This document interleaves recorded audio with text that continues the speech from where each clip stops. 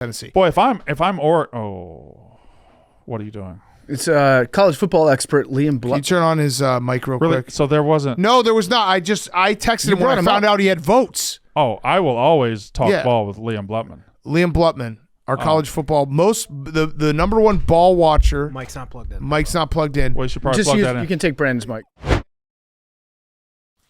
On today's Part of My Take, we have our good friend Steve Smith Sr. back on the show talking some NFL. And then we have a very special guest, our good friend Brandon Walker, to talk some college football, the crazy rivalry weekend, looking ahead to the college football playoff. Also a special cameo from Liam Blutman, number one ball watcher in the world. We're going to talk Monday Night Football. We're going to do Hot Seat, Cool Throne. We have Pardon Your Take, great Wednesday show. And it's brought to you by DraftKings. The NBA is hot. Here's a way to get even more into the action following your favorite players playing Pick 6 from DraftKings, an official partner of the NBA. It's super simple to get started. First, download the DraftKings Pick 6 app, then select 2 or more players and choose if they'll have more or less of a stat, like points, rebounds, three-pointers, and more. Track your picks for a shot at huge cash prizes. That's all there is to it. Pick 6 available in most states, including California, Texas, Georgia, Missouri, and more. And for all first-time Pick 6 players, check this out. New customers play $5, get $50 in Pick 6 credits. Hoop it up all season long with the newest, most fun way to play fantasy sports. Pick 6 from DraftKings. Download the DraftKings Pick 6 app now. Use code TAKE. That's code TAKE for new customers to play $5 and get $50 in Pick 6 credits only on DraftKings Pick 6. The crown is yours. Okay, let's go.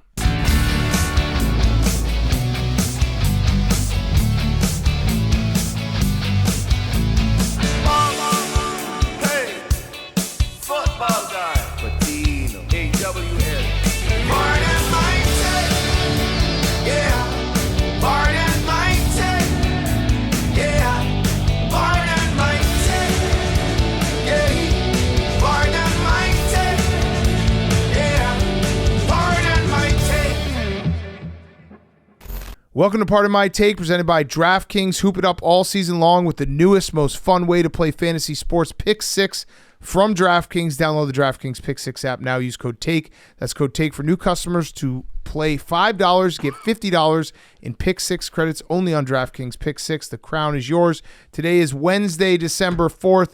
And PFT, I think that Jameis Winston is my favorite athlete of all time that I didn't root for on my own team. He is the best athlete to root for of all time on not your team. What we saw on Monday night, 460 yards? It was historic. Historic. And I mean truly historic, not in the we love Jameis Winston, we're going to call everything historic type of way, which we will do. Yeah. It was literally historic. He had 4 touchdowns. Mm-hmm. He had 3 interceptions, mm-hmm. 2 pick sixes. Mm-hmm. Almost a third.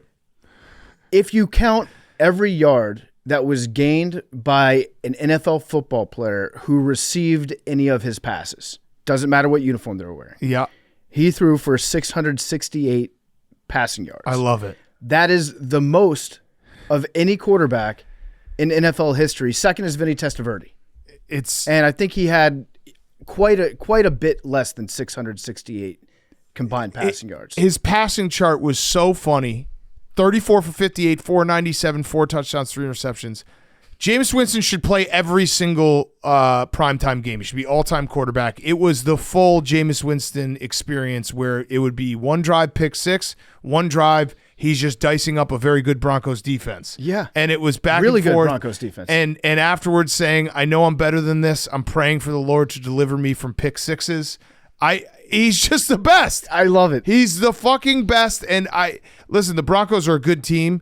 The Broncos are going to go to the playoffs. Bo Nix, not his best night, but he still played well. He had a great throw. That long touchdown pass. Oh, yeah. That was a bows and rope. Yeah, to Mims. That was sick. And Bo Nix is the real deal. But this was the Jameis show. Like, I feel bad because, it was going to be Bo Nix's coming out party. Unfortunately, he had to play against Jameis Winston, who, good and bad, he steals the show. The Browns went from being borderline unwatchable earlier this year. I would say unwatchable. Well, we still watched them. But like if we could have not watched them, we would have not. If I could Men in Black myself and, and remove those memories, I would do it. To now, they are must-see TV. Yeah, and it sucks that they got flexed out of another primetime game because I want to see more primetime Jameis. It would have been the Browns and the Bengals. Yeah, in primetime. that game, I guarantee you that game is going to be just a fireworks display. Yeah. Jameis might break Norm Van Brocklin's record for most yards passing in a game that game. It's going to be incredible. And I'm getting retro mad where I was already mad that Deshaun Watson played the beginning of this season. And now I'm retro mad that Andy Dalton played over Jameis Winston last year when we were saying it should be Jameis Winston. Will he make some mistakes? Yes. But will it be maybe the most exciting brand of football you could ever watch? Also, yes. It's exciting. It's fun. Everybody, if you want to draw on the casual viewer. Yeah. Give us, Jameis. Well, number one, give us a Simpsons game. Yeah. Or two, give us Jameis Winston. I'm kind of excited for the Simpsons game. I've been excited. Yeah. I'm pumped to see what they do with it. Like the Simpsons, that was my entire life growing up. Yeah. So the Browns are officially, I mean, they were already out. I think they officially got eliminated. Also, Jerry Jeudy with a hell of a game. Yeah. Oh, incredible. Revenge game. Jerry Jeudy. Although it was perfect because it was like he got the revenge, and then the lasting image is him having to tackle a Broncos player off another Jameis Winston pick. The Browns are not officially eliminated, but they're out. They were 3-9. They weren't, even if they won that game, it wouldn't have really changed anything. They are full on spoiler mode. And the Broncos, that was a win where it's like they are now on a collision course with their Colts game in 2 weeks is going to basically either be they're in or out, because that's the two teams. Like the Colts still have to win. The Broncos are 2 games up, but that head to head will, if the Colts win, they have a real chance. If they lose, it's the Broncos. Yeah, and I'm a believer. I'm a reformed believer. He's so good. He hurt me enough at Auburn and Oregon. I love Bo Nix. I also love seeing Jameis and Bo side by side when they were doing the Monday Night Football graphic, where they had them stand in front of the camera and they said, "Okay, just stand there and maybe twirl the ball." Yeah. And Jameis put on like a full on improv comedy routine. Yeah. For he's just the best. Yeah. He's a drug. Jameis Winston is a drug that I want to be addicted to forever. Yeah, and there's no downside. Well, except the pick sixes, which the Lord is going to help us. Well, the Lord also said, Jeremiah 27:4-6, intercept them and give them a message for their masters. There you go. So we need to get that to Jameis. What other thoughts? Anything else from Monday Night Football? I mean, it was just a very fun game. The Broncos, it's also nice.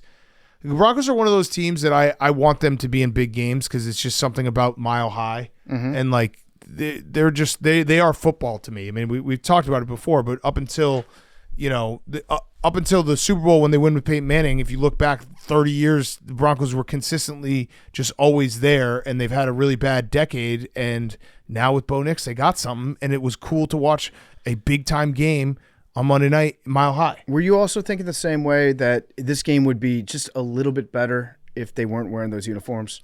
I liked the helmets, though. I didn't like them. I want to see. I like the white on white Bronco. That's Thursday night. Yeah. Max is on the couch, by the way.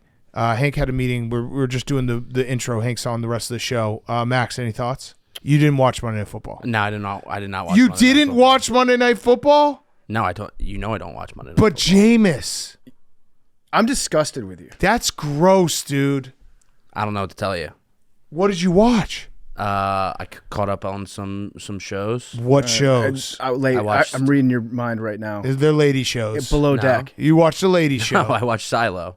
Oh. I watched two episodes of Silo. Made a nice chicken chili. Were you following along a little bit? Yes, I followed it along the entire time. Did you not have FOMO of what is Jameis doing right now? It's Broncos. It's Broncos. He's a winner. Browns. He's thinking about winning. He doesn't care These teams have nothing to do with the Eagles, and that's basic. If the Lions were playing, I would be. Well, no, because if the Browns win, then you could be like, that win against the Browns, that means a little bit more. Means not. I'm looking at winning the division, getting the 1 seed. Yeah, you're looking at Thursday Night Football. Thursday Night Football, I will be dialed.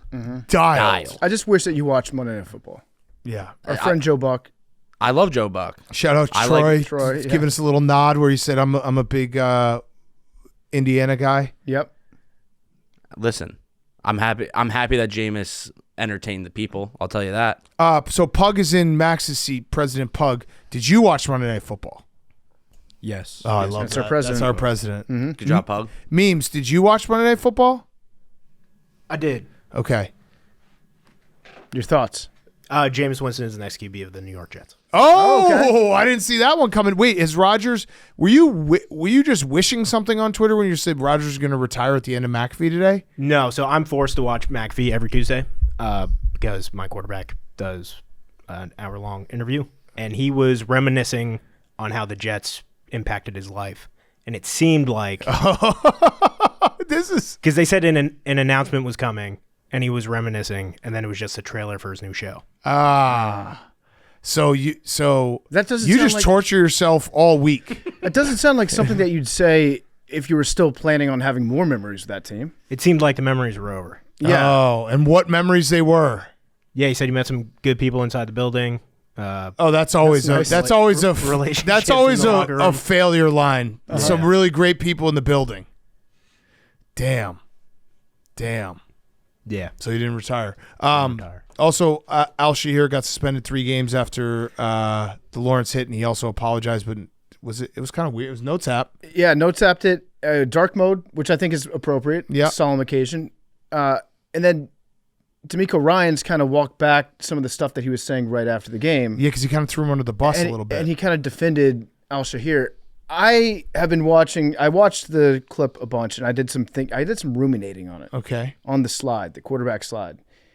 It's kind of weird that the way that you give yourself up to protect yourself in the NFL, like the rule that's written in for quarterbacks, also puts you in a position where you're very likely to get concussed. Yeah. Like how many times have we seen a quarterback slide? Their head is down near the ground.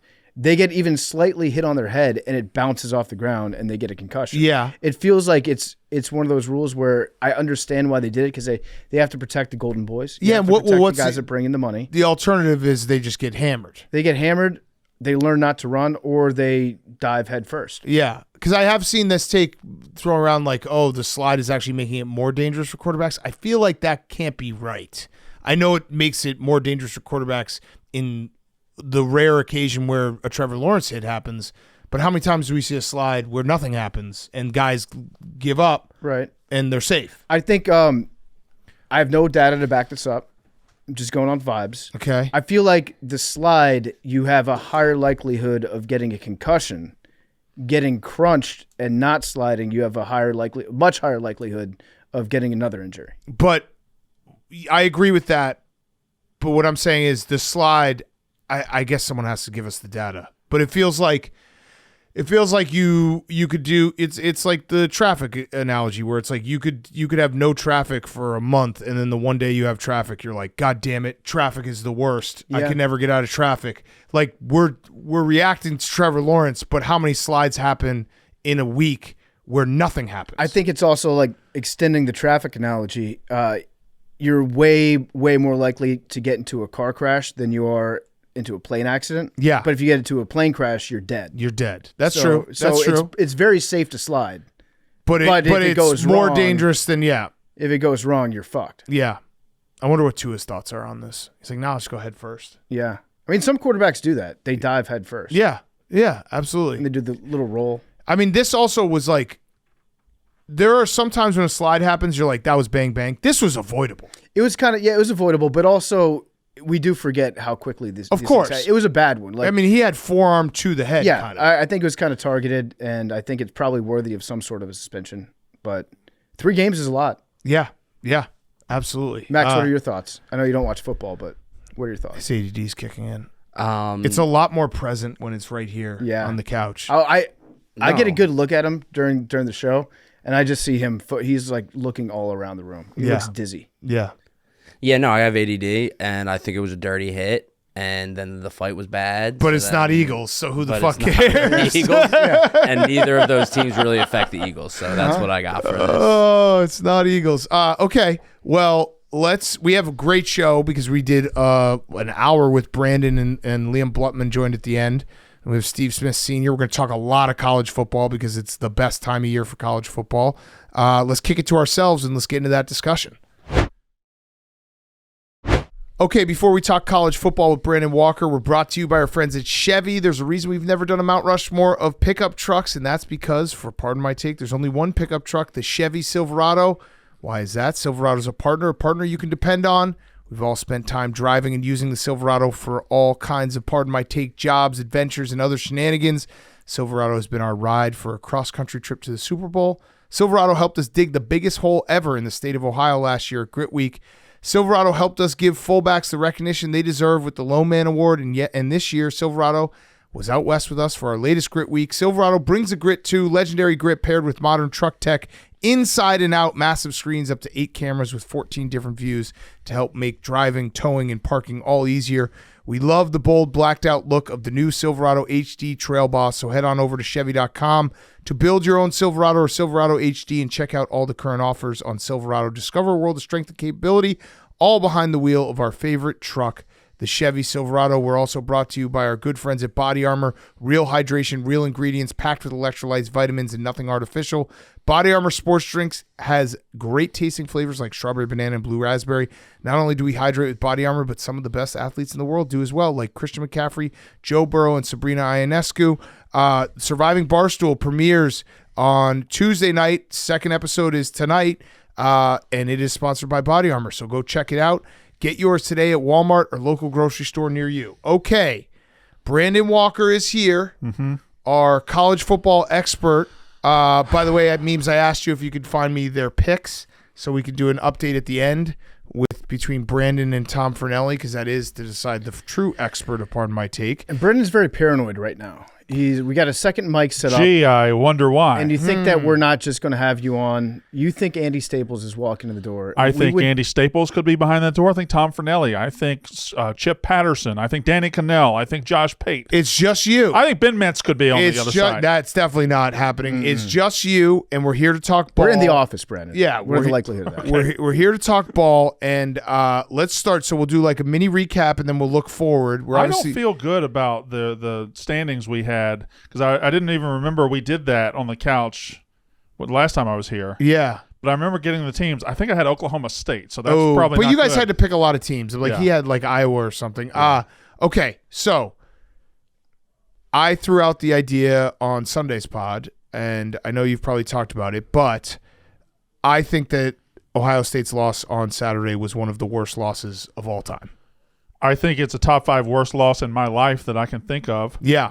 But it is time for a recalculation of what we think worst losses can be, because they're not dead at all, and they're going to spend the next 3 weeks hearing how much they suck and hearing their coach should be fired and hearing how embarrassing this is. And it is embarrassing, but shit, they might get up off the mat. I agree with you that it changes it that they're not eliminated. But unless they win the national title, right, Michigan will then say, like, if they lose in the college football playoff, Michigan will say, well, it was because Michigan ended their season. Well, keeping it just to Saturday, you talk about an Ohio State team that was number 2, had everything to play for, and not only that, for the last 364 days, correct, you had 3 years of embarrassment built up, and it was all leading to this when you finally got a chance to play them on an even playing field, you thought, and finally got a chance to take out 3 years of frustrations, and then you just didn't, and you let them out-tough you on your own home field. It's the most embarrassing loss I can remember, because Ryan Day is the one coach who couldn't get embarrassed in this spot, and he did. Yeah, he's the modern-day John Cooper. This is who he is now. He's John Cooper, where John Cooper had great recruiting classes at Ohio State and went 2-10 against Michigan. He can't.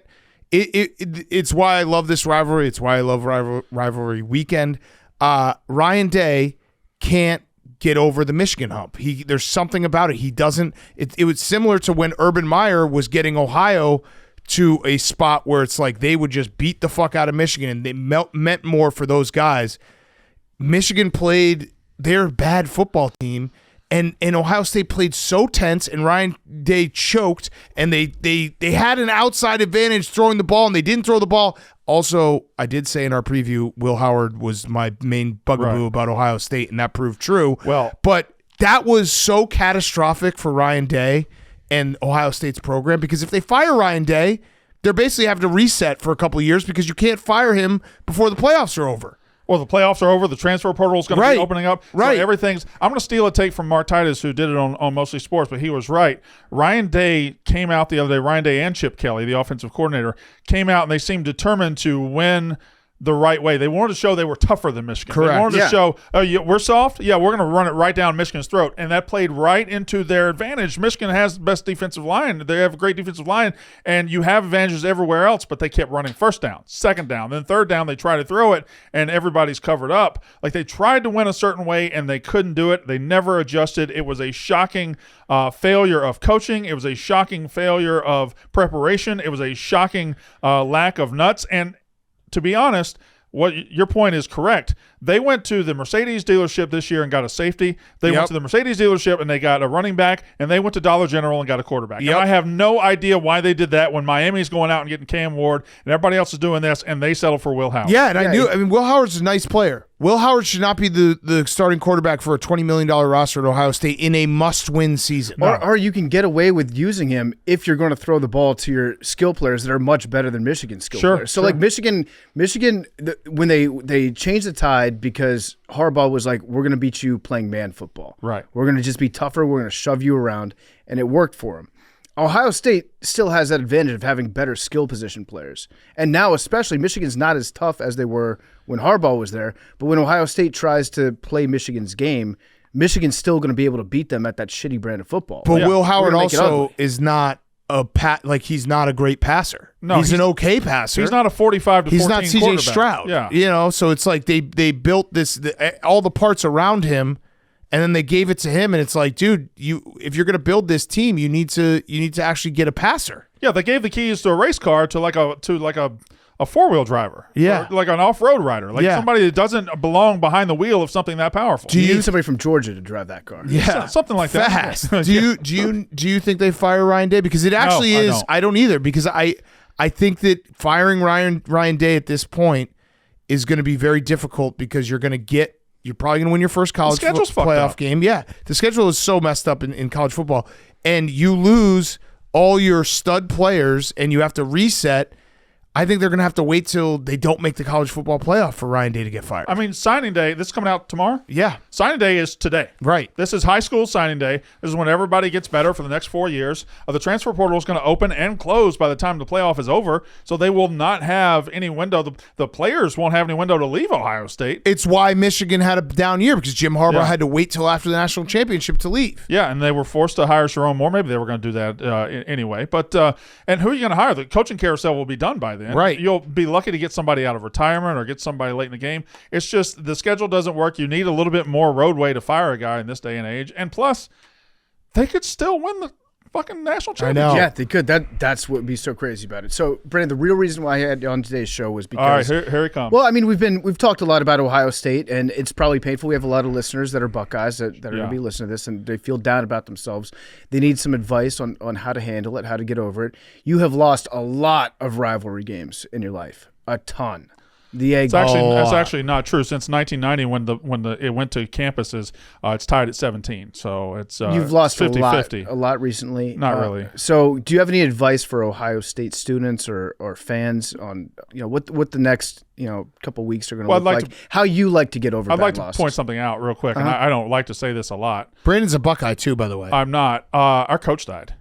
So that's really kind of unprecedented in college football. Not a lot of coaches die. It sounds like you're bragging. I'm not bragging at all, but our coach did die, so we've been in an unprecedented situation. It really doesn't apply to Ohio State at all. And they've lost 4 in a row. We've only lost 4 out of 5, so there's no. That's a big difference. No real comparison there. Urban Meyer should also be 4 out of 5. He almost died several times. Yeah. Anytime he almost lost to Maryland, he would die. Sure, but he didn't die. Yeah. It is so crazy that Urban Meyer was able to, Urban Meyer would lose to Purdue. Right. Urban Meyer would not lose to Michigan. No. And Ryan Day has it flipped, where Ryan Day, that is also, not to just really pick on Ryan Day, but it's so crazy that Jim Harbaugh broke his brain to such an extent with the born on third thing, where he put so much pressure on himself.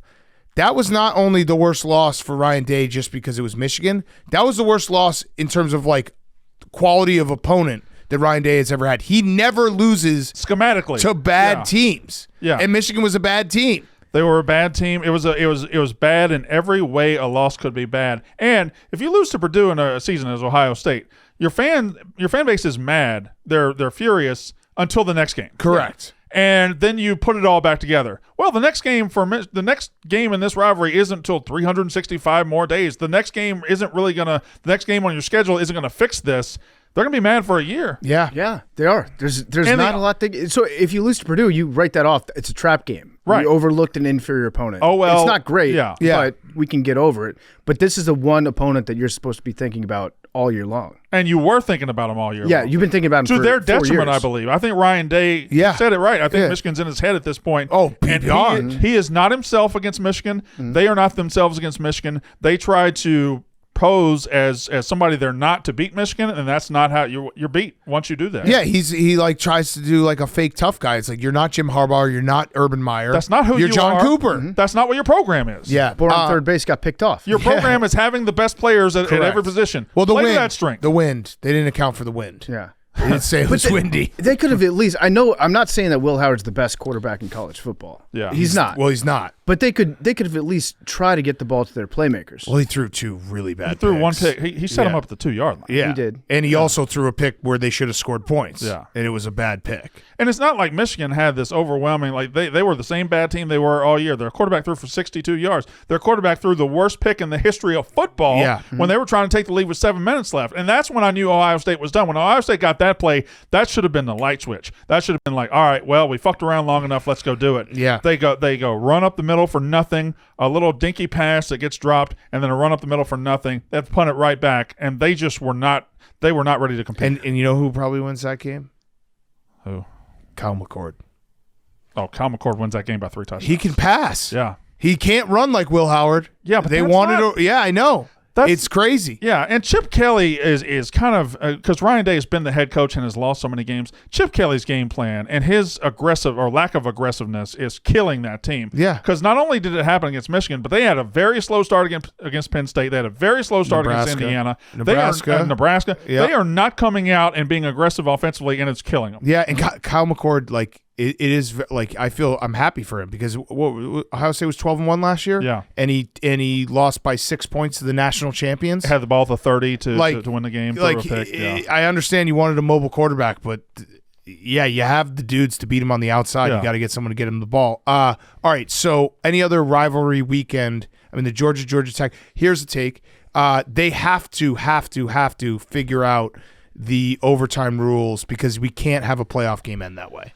No, we can't have a playoff game in that way, but they don't want to figure out the overtime rules. They just changed it 3 or 4 years ago. I understand. I'm saying like there's different overtime rules in the NFL. Yeah. MLB does the guy on second in regular season, then they take that away. Like you can't. Georgia Tech was an incredible game. So much fun to watch.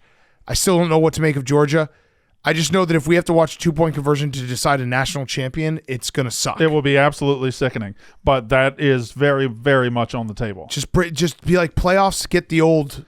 Put them at It's the easy. 25. Put them at the 25. We had that format for years. Right. And 1 7 overtime game spooked us. I have no idea why one know. game out of however many college football games are in a year. There's probably a bunch. I have no idea why one game spurred the change. But college football will. I feel like that's an adjustable rule that if that were to happen, it's easy. They can go back and just say, you know what? For a do or die game, for a game that must have a result, we're going to have a result. Yes. Yeah, I think that just doing it the regular way in a meaningful game that would make by far the most sense. It was so annoying too to watch. Like there's no flow on offense for either team. You don't have any real draw. It's just like all or nothing on this one play. Yeah, it's a coin flip. And I'll tell you what I was really struck by with that game.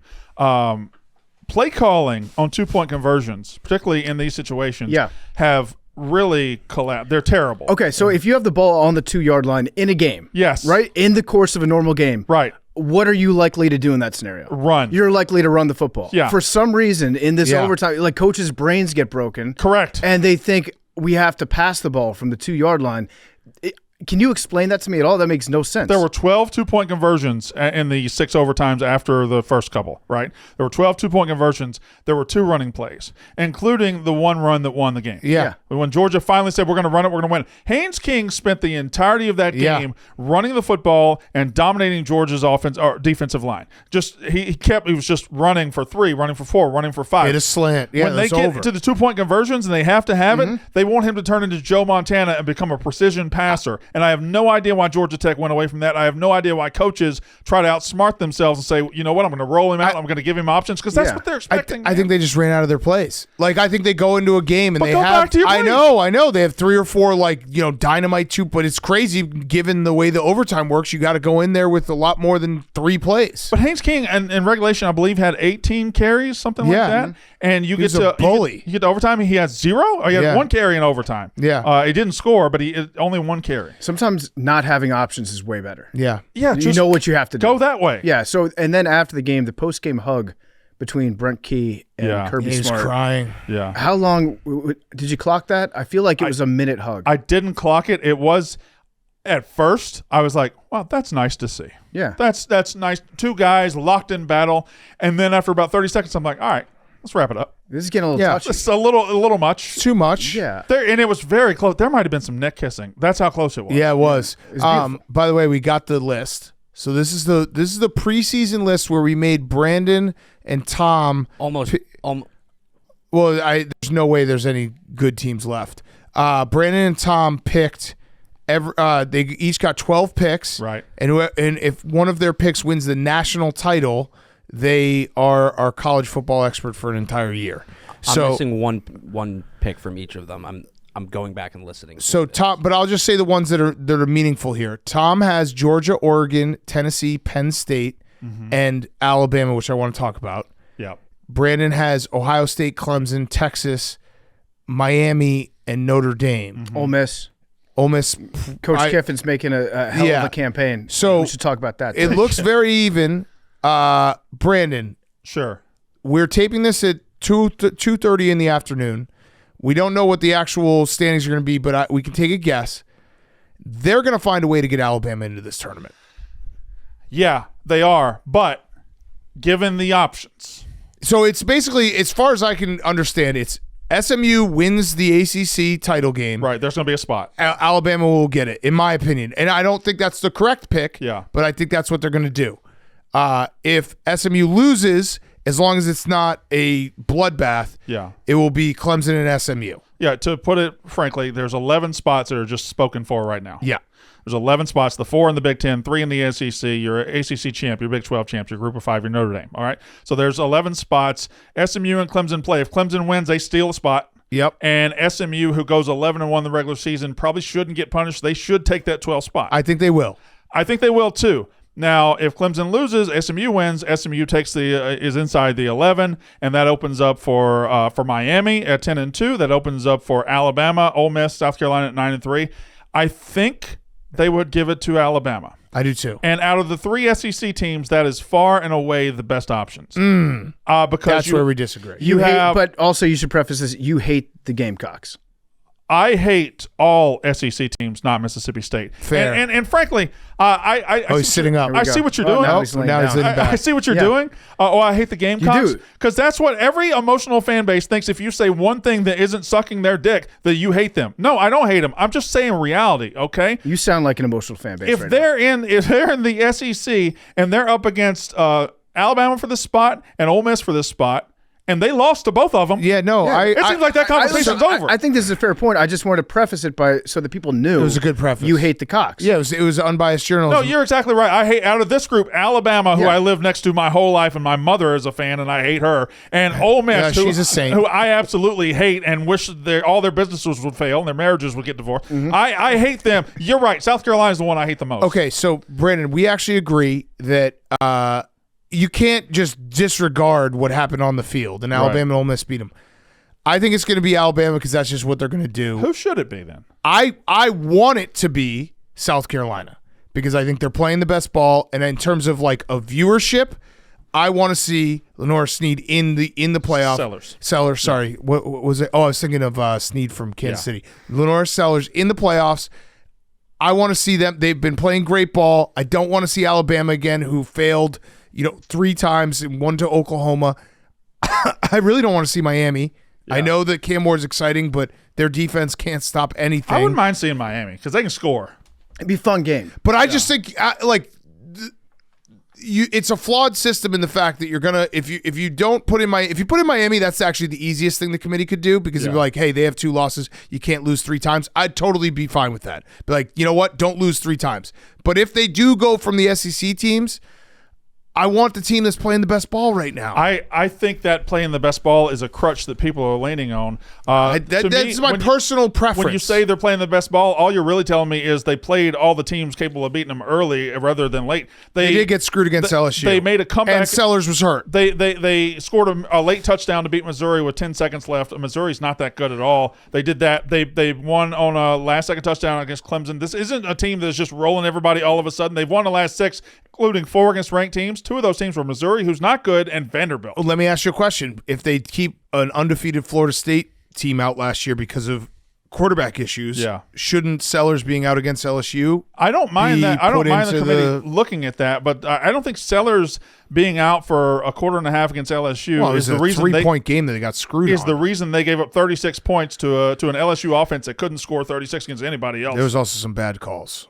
I think quarterback thing is like if they want a reason to keep you out and you have an impact player that's not going to play, they will use that as a reason, but they're not going to give you a benefit. I know, which is bullshit. Your quarterback was out for a game. And I hear people saying that, like Florida State last year, they want to use that precedent. That was a 4-team playoff. That was a once-in-a-lifetime thing. This is a 12-team playoff. This team has lost 3 times. It's not like you're nitpicking to say one thing about them when they lost 3 times like that. One thing you did beat Tom Fornelli on was in the argument of whether or not the 12-team playoff is better. If it's good. Way better. It's way so better. good. Like way better. All these conversations we're having right now, we would not be having these at all. So many games in November mattered. Yeah. So many games in November mattered. I mean, Miami, Syracuse was a big fucking game. This ACC championship game coming up I think we will care more about this ACC championship than we've ever cared about the Big 12 championship, the Mountain West championship, Yeah, all these games that are win and get in. Those are playoff games. Yeah, they're playoff games. It's so great. And so I think the South Carolina thing,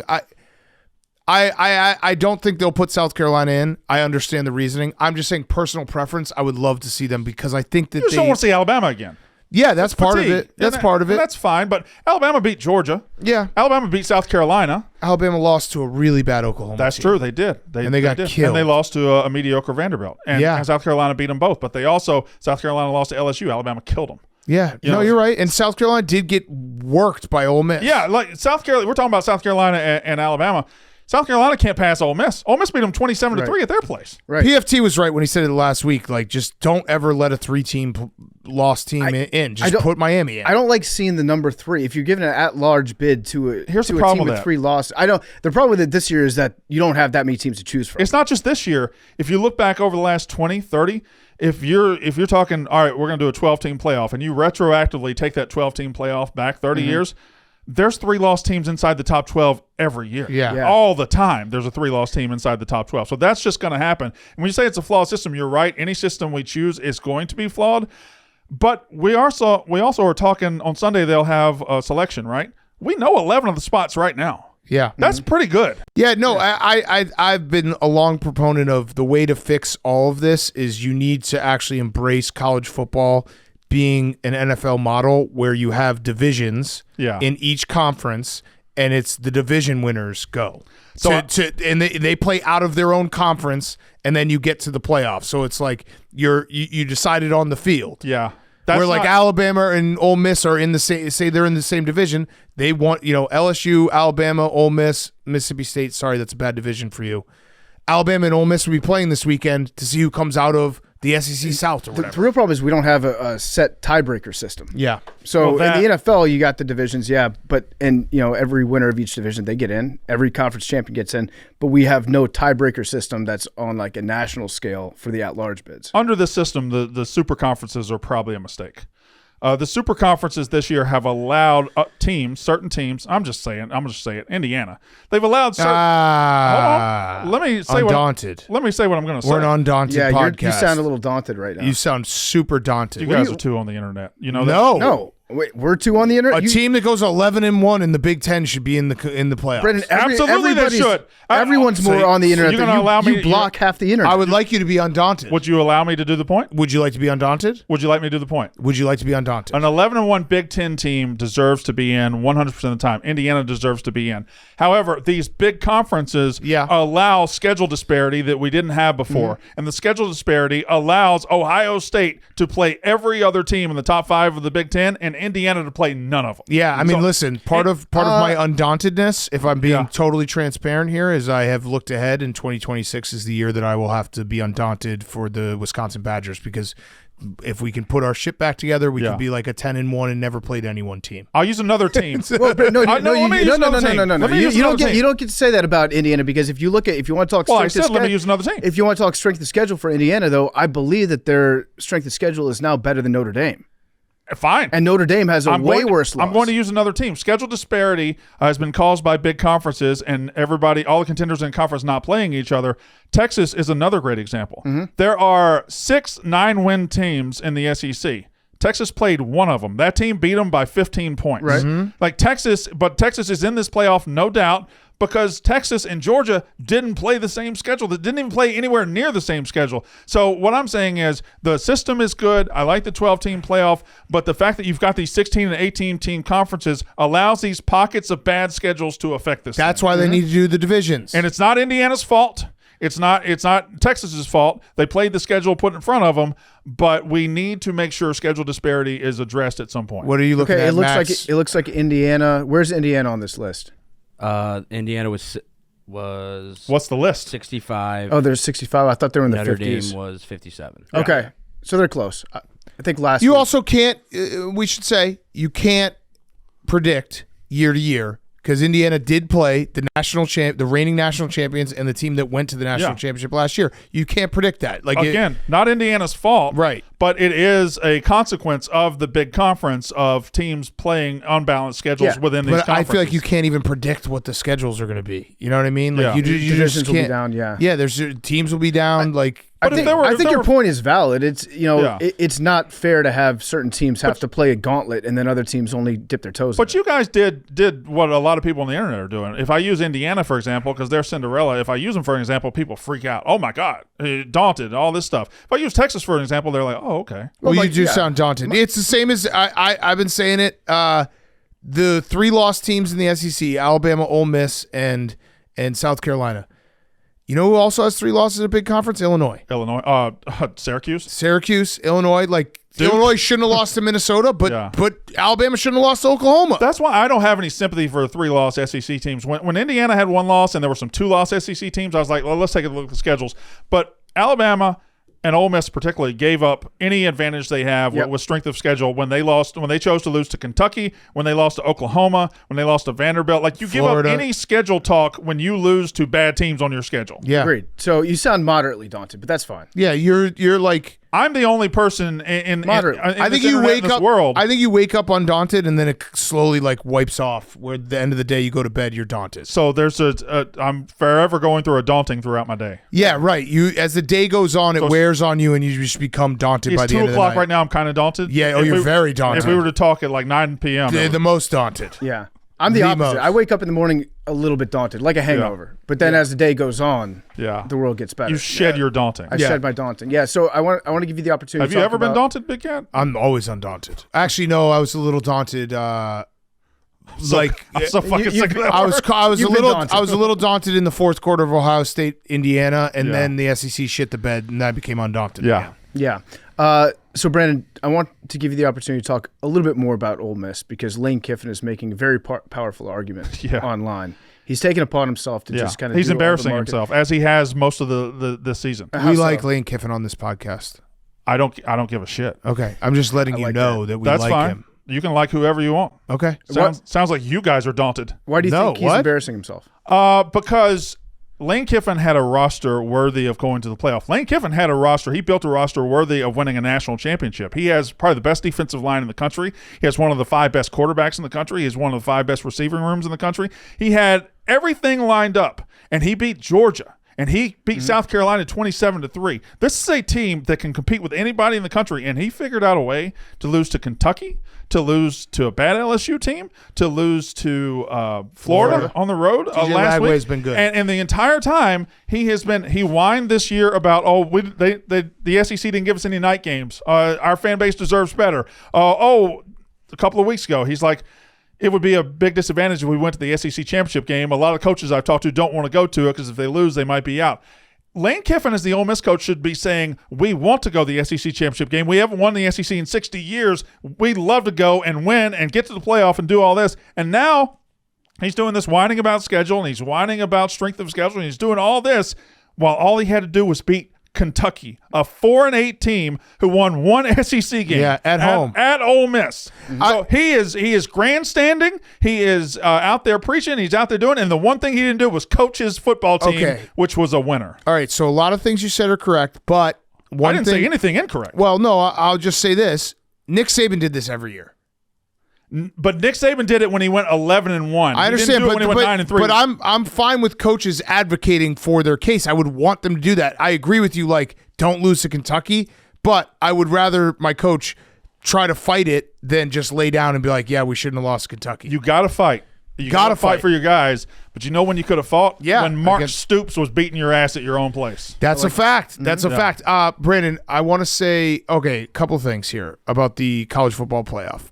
One, I think one of the dumbest narratives going right now is that it is bad to go to your championship game because I hate it, man. Like, do people understand what a bye is? Yeah. A bye is very important in a fucking playoff system. Rest. That's rest. Yeah. And also you don't have to win a playoff game. Yeah. You get on, like, I know that everyone has it, Notre Dame getting the 5 spot is actually probably advantageous. I understand that. But I still would rather have a bye. You have a bye, and for some of these teams, in certain situations, you could be avoiding a road playoff game. Like, there's so many things. A bye is the perfect thing at this time of the year. You have somebody go out the week before, and they wear themselves out. A bye would be incredible. These coaches should be saying, SEC championship game, Big 12 championship game, if we make it, we're going to go win. They got to be saying that. Saying that it's loser talk is what they're doing. It is. It's loser talk. And aren't those teams getting a bye this week?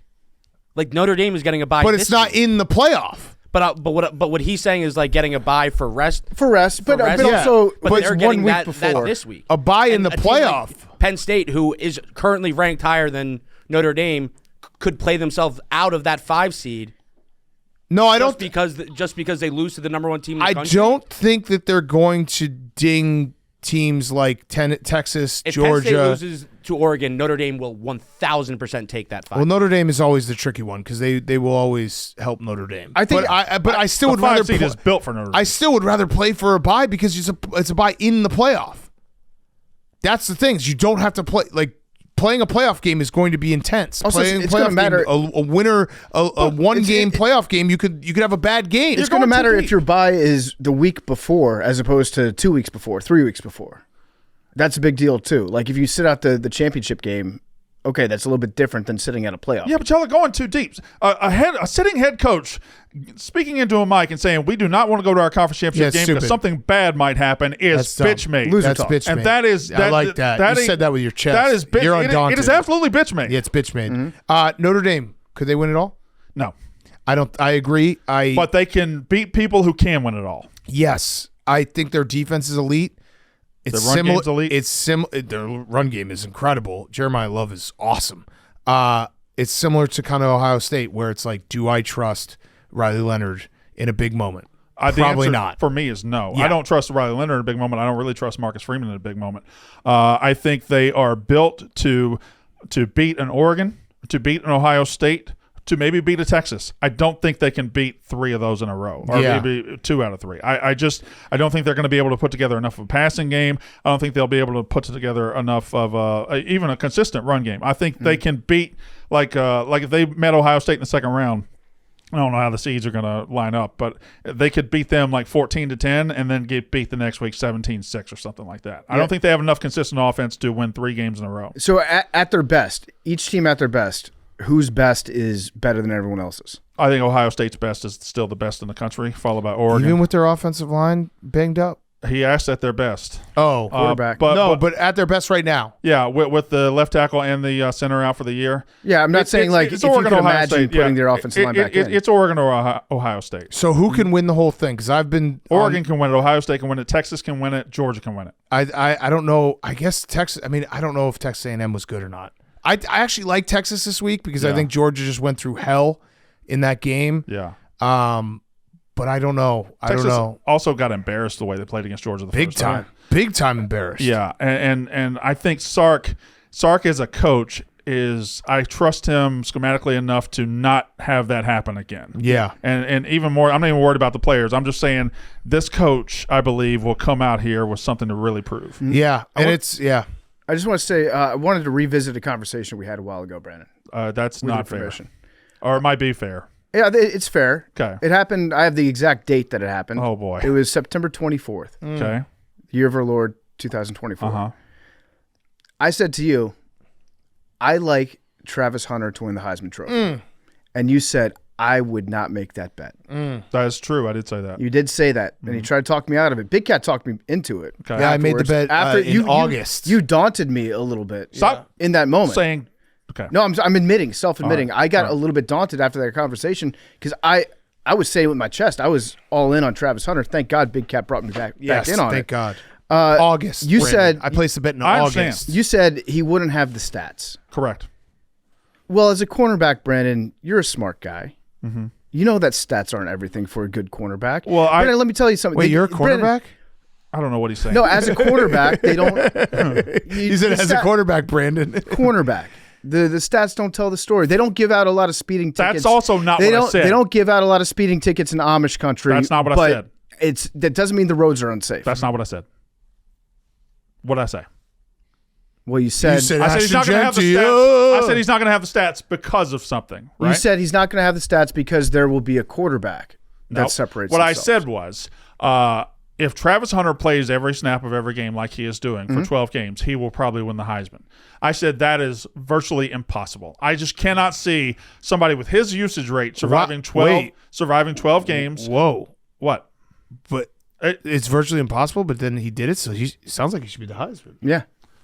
What are you doing? You don't have to continue. He's just going saying. to win the Heisman. You don't have to continue. Are you going to vote stumping. for him if you had a vote? I don't have a vote. If you had a vote. I'm not. I Gun know to your that- head if you had a vote. No, I wouldn't. I'd Wow. vote for You're a Ashton piece of Genty. shit. But Would you have voted for Melvin Gordon in 2014? no, I would have voted for Dak Prescott. You are bullshit. This is why you don't have a Heisman vote. No, it's not. You just talked your way out of it. Anyway, what I am saying is, You vote for losers. I didn't think Travis Hunter's usage rate, or I thought his usage rate would cost him a game or two along the way, like it did last year. It cost him one game this year. It cost him half a game. Half a game. It cost him half a game, and I thought that would happen more often, and I thought his usage rate would slide him down, and he wouldn't be able to do it. He did it. He played every game, and therefore he is going to win the Heisman. But You wouldn't still vote wouldn't for him. give it to him. And even though you said something is impossible, and then he did the impossible. I said virtually impossible. And he did it. He's going to do it. Travis Hunter is going to win the 2024 Heisman Trophy. You guys can stop politicking. You don't have to keep doing We it. never stop politicking. You don't have to. You don't He have could to be keep doing holding it. it and I'll be politicking. Anyway, I personally would vote for Ashton Genty. I think he has had a remarkable year. I think Boise State, what he did against Oregon and his one shot against a great team. No. You don't have to shit on Ashton Genty just because you're a Heisman bet. No, it's gotten ugly. It's gotten ugly. It's gotten odds are ugly. like -2. Ashton Genty's been incredible. I clicked on one anti-Travis Hunter tweet and I got in the algorithm. It's gotten ugly. They're calling him the cardio award winner. Yeah. Like shit like that. He is Well, it's- winning because of snaps. Yeah, No, he also has a lot of touchdowns. He has Somebody called 15 in- total touchdowns, interceptions, and Well, catching. they're also starting about November. Dion and that coaching staff was like, he's winning the Heisman. Yeah. Which I love. He started to get every Who would you touchdown. have voted for last year? Buddy, I don't even know who won the damn Heisman. Jaden last Daniels, year. Michael Oh, Penix. no. You remember last year? I was pushing the Jaden Daniels thing early. Okay, guns are I down. was the first one. I was the Guns first are one down. on Jaden Yep, Daniels. Guns for are Heisman down. early. Guns are down. Yeah, there was Guns are a down. caller into Andy Staples' show that said that Travis Hunter is just good at stamina. Yeah, That's where it got ugly. I didn't get ugly till they got ugly. Yeah. You go low, I go lower. I love that take, by the way. For the record, like if you're going to be a hater, that's a great line. But even if that is the take, he's also the greatest in history. Yes. Yeah. Yes. And Ashton Genty's been incredible. I mean, Yeah. yes. He's very fun to watch. Like if you don't watch Ashton Genty and you're just like, oh, he's just doing about against Mountain West teams. No, he is like guys cannot bring him down. I think in some years we give the Heisman away, even though there's not really a Heisman caliber guy. And this year, I think there's 2 Heisman caliber guys. I think Travis Hunter is going to win it, but Genty could have won it in any other year or maybe any other era because it's just hard for a running back to win it. How many touchdowns does Genty gets on Saturday or Friday? Are we officially worried? I don't think it's possible. If he gets 8 touchdowns, I think you it's wouldn't over. be If worried? he runs for 621 yards and 8 touchdowns, you're in All trouble. right. So we should be worried about that. You're in trouble. I'm going to bet the under on both. No, I shouldn't because I should bet the over on both. That'd be a hell of a hit. That's probably even better than the Heisman. No hedge. We're not hedging. Yeah. We're not hedging on this podcast. Congratulations, guys. No. Stop it. No. You won your bet. No. No, you just said you wanted to Stop. right now. Why are We're the guns 0 for out so 1 much? with Because those. you're trying to jinx us. And the guns will stay out. All right, fine. I would vote Ashton Genty. Most people are going to vote Travis Hunter. Okay, that's why you don't have a vote. And that's not why I don't. Yeah, have no, a it's Why don't definitely you why have you a don't have a vote? vote. I think my They have my- 870 Do you think- people who vote on I this have no award. Do you idea. think one day you'll have a vote? No, Or do I you don't think- want votes for these things. We Liam should try Blutman to tried get to one. give me votes for the Blitnikoff and something else. I just don't want it. We Wait, need they to tried get to give you one. You said no. Yeah. Why? How could you do that to the sport that you love Liam, so much? Liam Blutman, who has votes for the Blitnikoff and something else. Does he have a Heisman vote? He doesn't have a Heisman vote. Wait a minute. Liam Blutman has votes? Oh, yeah. No context college football is big. Yeah. Liam Blutman has votes for multiple things. I just I mean, think he that watches if the you, most awesome. ball. Yeah, Yeah. yeah. if you deserves call it. yourself a college football expert, you say that you love the sport. Wouldn't you want your voice as somebody who pays attention and knows what he's talking because about? these awards are to have an these impact? awards are mostly bullshit. Like Travis Hunter, for example, is a finalist for See, he's getting dirty. Yeah. No, can you guys listen? Why don't you let people talk? We actually do, just not you. He is Travis Hunter is a finalist for the Blitnikoff, which is for the best receiver, but he is not a finalist for the Thorpe Award, the Right. best defensive He should back. have been. He's a better defensive back than he is receiver, even though he's been great at receiver. There's better receivers than he is. Yeah. But there's not. I don't think there's 3 better defensive backs than he is. Agreed. Was that a problem? No, I'm fine. I think I've calmed down. He should win both I've calmed down. and the Heisman. I've calmed down. Why? How come when they do the Heisman pose, they don't actually do the pose? They don't. I think Desmond Howard broke it. He did. In 1991, when he did it, he hiked the leg up too high, and I think he broke it. It's Berenstein Bears. It's like, yeah, the statue, both feet are on the ground. They're not doing the Heisman; they're doing the Howard. Yeah, Right. And Howard broke it. Howard did break But it. the Howard, I mean, it's cool. if you were to do the actual Heisman pose and just do this, but when you hike that leg up, Yeah, after you score a touchdown, you're Yeah. amped up, and then you just put both feet calmly on the ground. yeah, that doesn't do it it. doesn't hit. Yeah. Are you pro or anti putting a flag into the middle of the field? I am anti the furor about it. This has been happening for decades Yep. and years, and post rivalry. If you want rivalries to matter and be great, well, this is what comes with it. There are skirmishes, there are fracases, and that's just reality. There's They're not- fracases. They're not real fights. And again, I don't like the phrase, if you don't want them to plant the flag, beat them. Well, they fucking tried to beat them. But it's just whatever. Here's my problem with anyone who's getting on a white horse, ivory tower, and being like, can't do this, White don't knighting? do this, white knighting. Yeah, white knighting. There it is. Can't do this, I've don't had do some family this. do that. The problem with it is, guess what? Next year, before rivalry week, Yeah. every single Fox, NBC, ESPN, CBS, you don't think they're going to play video of all those moments to get people to watch? You don't Yeah. think the Michigan-Ohio State pepper spray is going to get played? So spare me. Yeah. Spare me, Gus Johnson. What's the step? Do they ban flags? No more flags? No, I want They did that all to of Ole it. Miss. I love it. I think that's exactly what rivalry week should mean. I know. That is one of those things that if you take that out of this sport, it's the NFL. And these are it's already becoming the NFL, paying the players, which I'm all for. And my idea for the divisions, which I think will eventually happen, keep college football, keep this like anger and this real bitter rivalries like that. It doesn't it's not going to happen if the Chiefs play the Ravens in the AFC Championship game.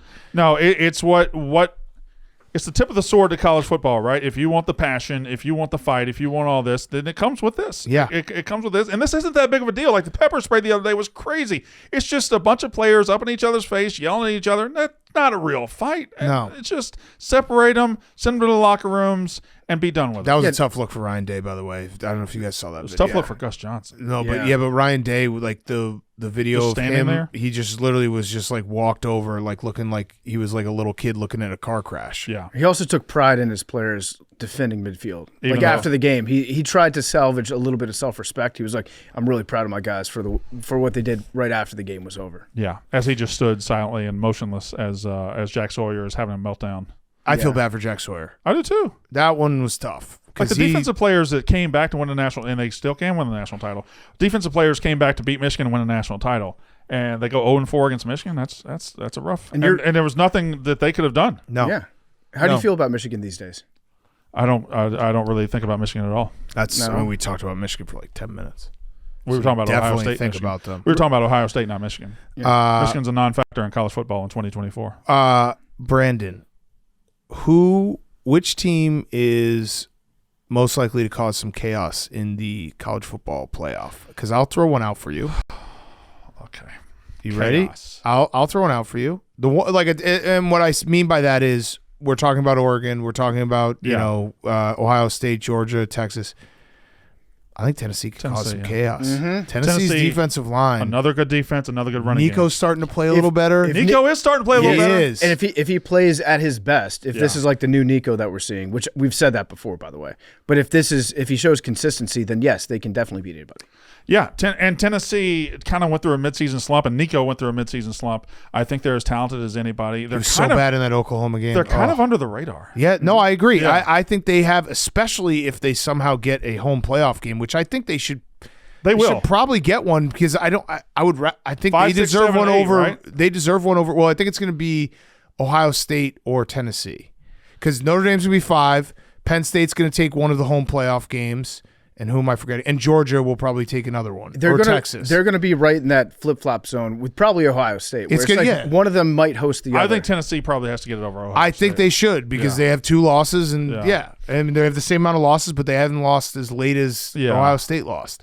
But that if that's Tennessee Ohio State at that 8-9 matchup, is that where it intersects? 5, 6, 7, 8? Yeah, 8-9. because you would assume, Georgia and Penn State, or say Texas and Penn State, but Georgia and Penn State because they both would have, or Georgia would have 3 losses. Penn State could get a bye. The way you keep saying Penn State. Well, they could. I'm just throwing out like who's favored in the game, Max. Yeah. cool down. It's a 3-point. I throwing out understand. who- he's throwing out who All right, slots in. but do you know how annoying it is if I say Oregon, Penn State, Texas, Georgia? the loser of Oregon, Penn State. Okay, the loser of Oregon, Penn State will get a bye, or will get a home playoff game. The loser of Texas, Georgia will get a home playoff Yeah. game. Notre Dame will get a home playoff game. Ohio State and Tennessee. Boy, if I'm what are you doing? It's college football expert Liam Can you Blunt. turn on his mic real Really? quick? So there wasn't. No, there was not. I texted him when brought I him found up. out he had votes. Oh, I will always talk Yeah. ball with Liam Blutman. Liam Blutman, our college football the number 1 ball watcher. Mike's not plugged in. Mike's not plugged in. Well, you should probably Just plug use, that you in. can take Brandon's mic. He's a man of few words. The number 1 ball watcher in America. I have said that many times. I just said it. Liam Blutman has joined us very quickly. Liam Blutman, I have a simple question for you. A simple question. Y'all don't have a producer who knows how to plug in a mic? He knows how to You plug in hate a producers, mic. Brandon. All right. Yeah, you are. You're like Ellen DeGeneres around here. Liam Blutman, You kind of look like Ellen. if you had a No, vote, I don't. A little bit. you do. Yeah, I can see it now. If you had a vote for Heisman, who would you You vote like for? Ellen. If I had to vote for the Heisman, I would vote for Ashton Oh, Shanty. get out of here. But Get out of here. I would Get out of here. happily be okay with Travis Hunter winning because I think that these are the 2 best Heisman contenders that we have had in so long. That's what I said. Neither is a It loser. sounds better coming from him. Shador should be number 3 in the Heisman voting too. I don't know what's going on there. I guess agree. split votes. That is a possibility, but no. I think I would personally vote for Genty. I think it's not talked about enough that the second leading rusher in the country is Ashton Genty after contact. I think it's insane. I said that. He's hard to bring down. It's also- crazy to watch. His Heisman This is run, backfiring PFT. his Heisman run was derailed because of injuries. Foot injury. Stamina is important. Stamina is Yeah, important. he was in a boot. Didn't win the after a stamina game. award. What Stamina all award. votes Too many do you have? snaps. Yeah, tell us all the votes Yeah, you have, are by the What way. votes do you have? Um, Blitnikoff? Bolitnikov. Are you going to Nick vote for Nash? Travis Hunter for that? I voted for Nick Nash. He won the Yes. Triple Crown. Nick Nash, San Jose one State. of my big things about like wanting so badly to get into the voting scene, like personality thing in college football, was the group of 5 representation for all the other people that didn't do it. So I thought to myself, if I don't vote for Nick Nash, Yeah, Nick Nash is electric. You've become who you hated. correct. So 4 years ago, Liam would be livid. Like Jarrett Stearns got robbed of his Biletnikoff right a few years ago. So Nick Nash, Triple Crown leader, it's kind of a no-brainer. Yeah, he's electric. What other votes you have? Davey O'Brien, Who you voting for there? Shador. Okay. What else? I'd like to give you a low man trophy vote. I voted. Okay. North Dakota State's fullback. Oh, Oh, okay. All right. Tough name to say, but Did you also just out yourself as being biased towards Ash Agenti over? yes, he did. over Travis That's Hunter? a great point, Max. That's a great point. You said you just outed yourself for being biased towards Ash and Jenny over Travis Hunter. You did. Because he's G5. Yeah, you did. that's a fair point. PFT, do you want to do the low man nominees? Yeah, we actually have the list. Yeah, so let's finish with that. Oh, actually, before we finish with that, Blutman, answer this one question. We're taping this again at 2:30 in the afternoon, but they're going to get Alabama in, aren't they? Alabama's 100% in the playoff. Yeah, it sucks, but it's going to happen. So they would go in over SMU, who loses, or they go in over. They go in over Clemson. All right, Clemson loses. Would they go in over SMU if they lost to Clemson? That would be the travesty. That would open up 2 spots, though, wouldn't it? No, if Clemson beats Clemson, SMU. yeah, Clemson steals. That would be yeah. the travesty. SMU should be in over Alabama if SMU loses the You championship think SMU's game. in? I mean, Alabama's in regardless. Yes. Oh, And I don't think they should be, but as a fan of college football, I'm not against it. I kind of love the chaos factor of Alabama getting in there and make stuff happen. I I don't think they're good enough. The fact that we would get like a 3-loss Clemson and a 3-loss Alabama in would just suck. Zombie Dabo. Yeah. All right, let's do the low man. This is unveiling the finalists for the low man award, which we're going to be announcing the winner in a couple weeks. Yes. Does Brandon have a vote? Brandon does have a vote. Okay, nice. He has not given his vote yet, though. I did not. You didn't submit the ballot. This is why you don't have a Heisman vote. No, And it's not. You don't do the paperwork. I gave you a vote, and you You asked me. eschewed it. You asked me yesterday at 5:00. I didn't know that. You didn't put the clock on me. I didn't know that we were doing this. I today. only gave you 22 hours. Mm-hmm. That's you're right. That's on me. All right, Blubman, if you have anything to say about any of these guys that PFT lists, All right. feel free. So we consulted the panel, very prestigious panel of current, former fullbacks, and they submitted these names. These are the most common names, and then we will narrow them down and have a winner in due time. Max Bredesen, Michigan. Kanye Udo, like that name. Army. Kanye's great. Christian Moore, UNLV. Go Steve-O offense. Klotz, Iowa State. You like Klotz? I like the most so far, Bresson. It's a great name, Steve-O Klotz. Steve O'Clock It's is on great. the. Yeah. That's what you think about when you think about a fullback. Gabe Fisher from Vandy. Eli Heidenreich from Navy. That's also Yeah, a great fullback name. Yeah, Great name. It means Argentina. Heidenreich. Tyler Crow from Boise State. He was very good. Even took a few carries over for Genti because their RB2 and RB3 were hurt. Oh, so Genti system back.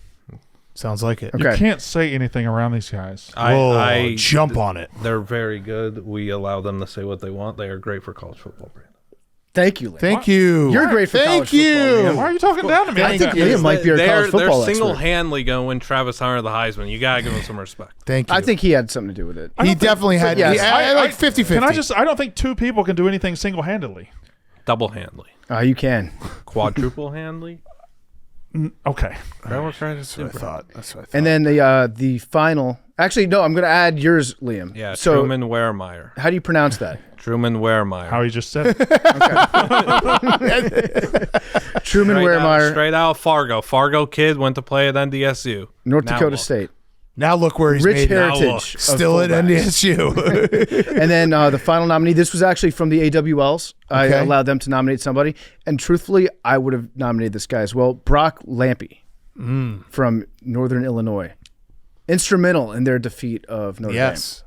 So that's your list. Max Bredesen, Kanye Udo, Christian Moore, Steve-O Klotz, Gabe Fisher, Eli Heidenreich, Tyler Crow, Blutman. Oh, Tyler Wehrmeyer. and Brock Truman Lampy. Warmeyer. So that's the list, and we'll get the final votes. Okay. Is this given to the fullback who had the best season or the man who looks most like a fullback? This is given to the top fullback. I'd say However both of you those interpret. meet the criteria. If your name is Brock, you have Yeah. a much higher I percentage mean, of being Klotz is nominated. in good shape. Steve-O Klotz, yeah. Historically, if you played for Armed Forces Academy Or Iowa. Wisconsin or Iowa, you had a good shot. Yeah, but I mean, that's just where the best fullbacks go. Yeah. And I think we do a good job of awarding them because we have professional fullbacks, people that take this seriously. He just showed me the North Dakota State fullback. Let me see him. He looks awful fullbacky. He looks very fullback here. We're talking Yeah. neck roll. I'm a talking number extremely 44. fullback. I'm Oh, talking. yeah. Oh, yeah. Yeah, that's a fullback. And He's got the nice fullback tilt right there. Yeah. Where he's like not all the way hunched over, Right. but he can still run your ass over. Yeah. Yeah. I love that. All right. Okay. Well, this has been fun. Boys. You know what I love about the college football playoff? What? I just realized after having all these conversations, they've secretly turned us, they've tricked us into doing math, but just with names of schools. Like we're doing algebra, like probability. If this team beats this team, Yeah. then they made us learn a quadratic formula, Yeah. a brand new one in like 12 months. Our And- critical and you thinking could've- skills are off the charts. And you right now. and you could have just looked in the back of the book and seen written Alabama. Yeah, the entire time you could have figured this out. It's like how your dumbest friend from high school was tricked into learning the metric system. Yeah. Buying and selling drugs. Yeah. Like Nikki Smokes could do grams to ounces. Oh, easy. faster Easy. than Google Calendar. Yeah. All right, boys. Thank you, Brandon. Great job. Yep. 2-time PMT guest. Liam Blutman, 1-time PMT 3-time. guest. 3-time. Oh yeah. Dingers only. Which, are you ready for that? I'm ready. We're finally gonna do it. I won Dingers only. You did. I've received no prize. No, your prize is you get to come with us, and it's gonna be a hell of a video. All right. It's gonna be a hell of a video. Excited. I'm And sorry you're I ready called to you run Ellen around. DeGeneres. It's okay. You're not generous. Liam, first time PMT. I think. What? Whoa. No, I what- love what that. I love think. it. Yep, college football expert. Let's make sure you get to 4 before Brandon gets to All right. 4. See why? 5 years, man. 3, 9, 25. All right, see you guys. Okay, hot seat, cool throne time brought to you by our friends at Coors Light. No matter what happens between your favorite rivals this week, you've got a chance to win. Just go to the PMT Instagram and tell us how you prepare for a rivalry game with Coors Light for an opportunity to win the Coors Light Rivalry shirt. 5 winners will be selected every Saturday until December 7th. So remember, when rivalries get a little overheated, choose chill and keep things cool by reaching for the mountain cold refreshment of Coors Light. Coors Light is mountain cold refreshment, literally made to chill. Coors Light is cold lagered, cold filtered, and cold packaged. It's as crisp and refreshing as the Rockies. Perfect for a moment to unwind. Even the biggest rivals agree when it's time to cool things down and enjoy the game. You choose chill and then reach for a Coors Light. Get Coors Light delivered straight to your door. Visit CoorsLight.com/take, or you can find it pretty much anywhere that sells beer. That's CoorsLight.com/take. Celebrate responsibly. Coors Brewing Company, Golden, Colorado. Henry, hot seat, cool throne. My hot seat are the best players on NBA teams that don't play back-to-backs. Oh, shit. Why? You stole mine. Load management. Maybe you didn't. Jaylen Brown, Yeah. Eastern Conference Finals MVP, Okay. NBA Finals MVP, Aura MVP. NBA Aura MVP. champion. Or, king of the aura on the Celtics. Batman. 99% of the Celtics aura. Actually, no. 50%. 50% Joe Mazzulla. 49% Joe Mazzulla, 1% Peyton Pritchard. Yeah. At the end of quarters. Yeah. Luke Cornett. He didn't play Sunday because he was sick, and then he played on Monday. Celtics won, and I think he was talking about missing the back-to-back, and he said it's hard for teams to be great if some of your best players don't play back-to-backs. So Yeah. anyone, I don't know who falls in that category. Well- I guess you could probably look at there's probably some website that shows percentage of NBA players that don't play back-to-backs. But I think after anyone that everything- wants to be great. After everything he's done for the city, I think Boston can give him a pass. Yeah, no, he acknowledged it. He's like, I wanted to, I want to play back to backs. I was just feeling sick. Right, But he wants the reason to. you want to play is because it's hard to be great if you don't. Yeah, showing up. You have to show up to be great. And I think, if I think that star players can get away with doing that if they've got results. If they've got pelts on the wall. Right. If they can say, I won a championship, there's no doubting my commitment to this team. Also, they lost Sunday. I mean, it is an interesting strategy if you're like the Celtics and you have a pretty loaded team to schedule your back-to-backs like correctly, where it's like one night Jason Tatum sits out, one night Jaylen Brown, you probably win both games. No, but this is also that's loser mentality. Okay, all right, yeah. all right. He said it. He said if you want to be great, it's You're right. hard to be great if your best players don't play back to back. True. It's a good point. Is there anyone who doesn't play back to backs? Like There's got to be a notably? bunch. LeBron. No, LeBron plays back to backs. That's my cool throne. We'll get to it. LeBron played back to back at 40 years old, 39, about to be 40. Is there anyone else? Is the boot The guy you're referring to doesn't even play single games anymore. So what, I don't even understand. He doesn't this play bit. by Kawhi? He doesn't play backs, Kawhi. let alone Like, back to yes. backs. Oh no, Paul George. Paul George. I think Paul George is back tonight. By the way, NBA Cup, we do release our picks every Tuesday. Max is really bad. Yeah. Really bad. What's your record, Max? I am sitting out this NBA season. What's your record though? Bad. I don't know. Bad. Even the NBA Cup season? So we're in a competition. No, I'm we're gonna gonna. keep doing my picks, but I'm just so bad at it. What an endorsement. I'll say it. I'm a full NBA Cup guy. Oh. I thought that it was lame last year, but the courts I love. The what? The courts I love. You're just digging your heels into that. I thing. do. I like the courts. I like something different. The courts I love. I also love the fact, and this is probably because I like to gamble on overs, that teams are playing for point differential. That makes it fun, where it's like at the end of a game where it shouldn't mean anything. Teams are still trying to score to get the point differential up. I'm an NBA Cup guy. I am locked in on the NBA Cup. Yeah. I've never been this hot. Yeah. Never. Yeah, no, you are. Yeah, you're blazing The hot. Wizards, because it started last year, I think they're like the worst team in NBA Cup history. Oh, no. Yeah, setting records. Yeah. Well, this is part of the plan. It's the process. But Max is getting Cooper Flag. No, he disavowed. So wait, Max, what is your record for the NBA Cup? I am 2-7 on my picks. that's for tough. this NBA Not Cup. good. That's tough. What are you, Big Cat? I think I'm like 6-3 or something. Yep, you are exactly And 6-3. Yeah. No idea. No, but 500? do follow us. We're playing it. What am I? Oh, 5-4. Just curious. You're 8-1. I'm 8-1. I'm 8-1. While we're asking for records, memes, what did you go on Sunday in the NFL picks? I went 0-1. On the Sunday. NFL picks? On Sunday? On Sunday, I went Or Sunday and Monday. Oh, semantics. But yeah, the NBA Cup, we're releasing our picks on all of our socials on Tuesday. We're in a competition. So follow along. Follow PFT. He's hot. He's What does the winner 8-1. get? $10,000 free bet. You know what? If I get the free bet, Yeah. I'm going to Mississippi. I'm going to hang out for a while. That's what people are saying. Here, say something nice about the Sixers. Ready for it? I am a full. This wasn't about the Sixers, by the way. It's just Yeah, it wasn't. It hypothetical wasn't. You're players right. that don't You're play right. back to back. Say something nice about the NBA. I'm a full blown Jared McCain fan. Stan. I've watched all his TikToks. He is.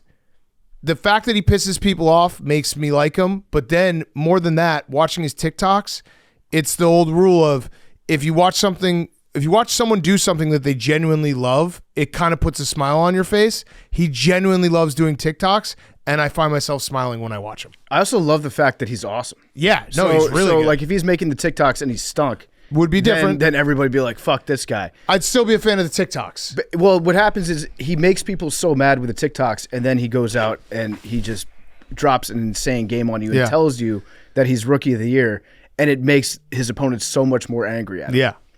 Yeah. I have a yes or no question. Okay. That would be good, I think, to get on the record. It's a good segment. 3 years from now, Okay. will the city of Philadelphia have broken McCain? No, I think they're They embracing broke him. Simmons. Yeah. They've broken Embiid. Oh man, that's a good question. Tyrese Maxey? It's a good question. Tyrese Maxey might be broken No. I think mentally. I mean, he's got to deal with Joel Embiid. because I mean, you're. But The elephant in the room. You forgetting about the elephant in the Maxey's room. always been like he hasn't. He's 1A, but he's never been like Embiid. Got all the shine. Simmons got all the shine. Now McCain is really getting all the shine on the Sixers, and still not Maxey. So yeah, Max, I will fight for you to not have that happen because I like Jared McCain. just so a much. yes or no question. I'm going to say yes. I think it's completely fair to ask that question because it is like if the second things start going poorly, Yeah. it's very easy to be like this guy needs to get off TikTok. How are the Eagles playing? That's the There question. has to become a point where we stop talking about the Sixers in the 3 every weeks. week. Well, I no, was just they're- talking about we're talking players that NBA. don't play You literally back to We're back. talking about the NBA Cup. Philadelphia We're talking and then about- named Ben Simmons and Joel Embiid. We're talking Explain to me NBA how that Cup. is not talking about the Max, Sixers. we're talking about the rookie of the year. Yeah. Max, National Sports Podcast. Hank just brought up Ben Simmons and Joel Embiid. See, I disagree, Max. I think we're allowed to talk about the Sixers until Christmas Day. If they don't have 10 wins, then they're done. That's the deal. End of Christmas Day. End of Christmas Day. If they don't have 10 wins, then they're done. Philadelphia's broken. Embiid, Simmons, that robot. The Liberty Bell. Liberty Bell. Crack. That robot. Fuck that robot. The robot, yep. Yeah, I'm with you. Yeah, Nick fuck that Sirianni's Fuck brain. that guy. No, Sirianni's all the way back. All the way back. My God. If you don't think he's got a little crazy that he's just waiting for the first crack, he's gonna shave his head again. Baldiani undefeated. Or they broke Carson Wentz. Baldiani. Yep. Donovan McNabb. Yeah. Well, no. Ryan Howard. Mike Shanahan broke him. You guys booed him on the way out, didn't you? Not me. Okay. Ryan Howard. You broke Trey Turner, then you put him back together. Yep. How about that? He's like Humpty Dumpty. Yeah. All right. Good hot seat, Hank, about the NBA. Yeah. What's your cool throne? My cool throne's getting hacked. Oh, Did you guys see this? no. Obviously, congrats to Josh. He got engaged over the holiday break. Josh Josh Allen, our guy. Haley Steinfeld. Steinfeld. Steinfeld. His ex, Brittany, was someone, I think she posted a TikTok and someone commented asking her, like, when is she going to get another athlete boyfriend or something? And she replied, her account replied, sorry. Luckily, my boyfriend owns a team and doesn't play for one. Don't have to be with another brain-dead CTE athlete. That's mean. But also, listen. about an hour later, she posted on Instagram, she said, I got hacked. So that's definitely what a hacker would do. I think when was this? This was on Friday? it was like after the news broke. Yeah, Most I think she got hacked by Pinot Grigio. Yeah, most hackers will have a very specific reply Yeah. about how you're actually living your best life. Is Brittany the, Yeah, that's the nicest hacker ever. Yeah. To just be like, no, I'm going to Actually- come to my girl. I hacked this girl's account, and now I'm going to come to her defense. actually the person's account who I hacked? They're doing great. Yeah. You don't even Chiefs, know. She got hacked by a Chiefs fan trying to like slander Josh Allen. They're She's too busy. thriving. She's focusing on herself, which honestly she deserves to do. And by the way, Brittany is the most ex name of all time. Yeah. Every Brittany is somebody's ex. It's Brittany Betch. Good job, Hank. Nice job, Hank. Thanks. My hot seat is Hank. Oh. Hank, who are the members of the Four Aces? Uh-oh. Dustin Johnson, Varner, Perez. It's not Uline because he just won a DP World Tour event. Double penetration? Come on, Hank. I don't know. You know this guy. Is he old? He's No. He's You got to make sure you keep track of your wallet. his wife has burners, maybe hacked. Oh, Pat Reed. Yeah. Actually, incorrect, Hank. Oh. There's a fifth ace. They just acquired Thomas Peters from the Range Goats, so there are 5 4 aces right now. You knew that Thomas Peters was on the Range Goats? Yeah. Oh, yeah. So there are 5 4 aces. Pat Perez's contract ends on January 1st. So as of right That's now, awkward. there are 5 4 aces. That's very awkward. So can you remember those? We'll quiz you on those later. So Perez out. Perez out, Peters in. Reed. Yeah.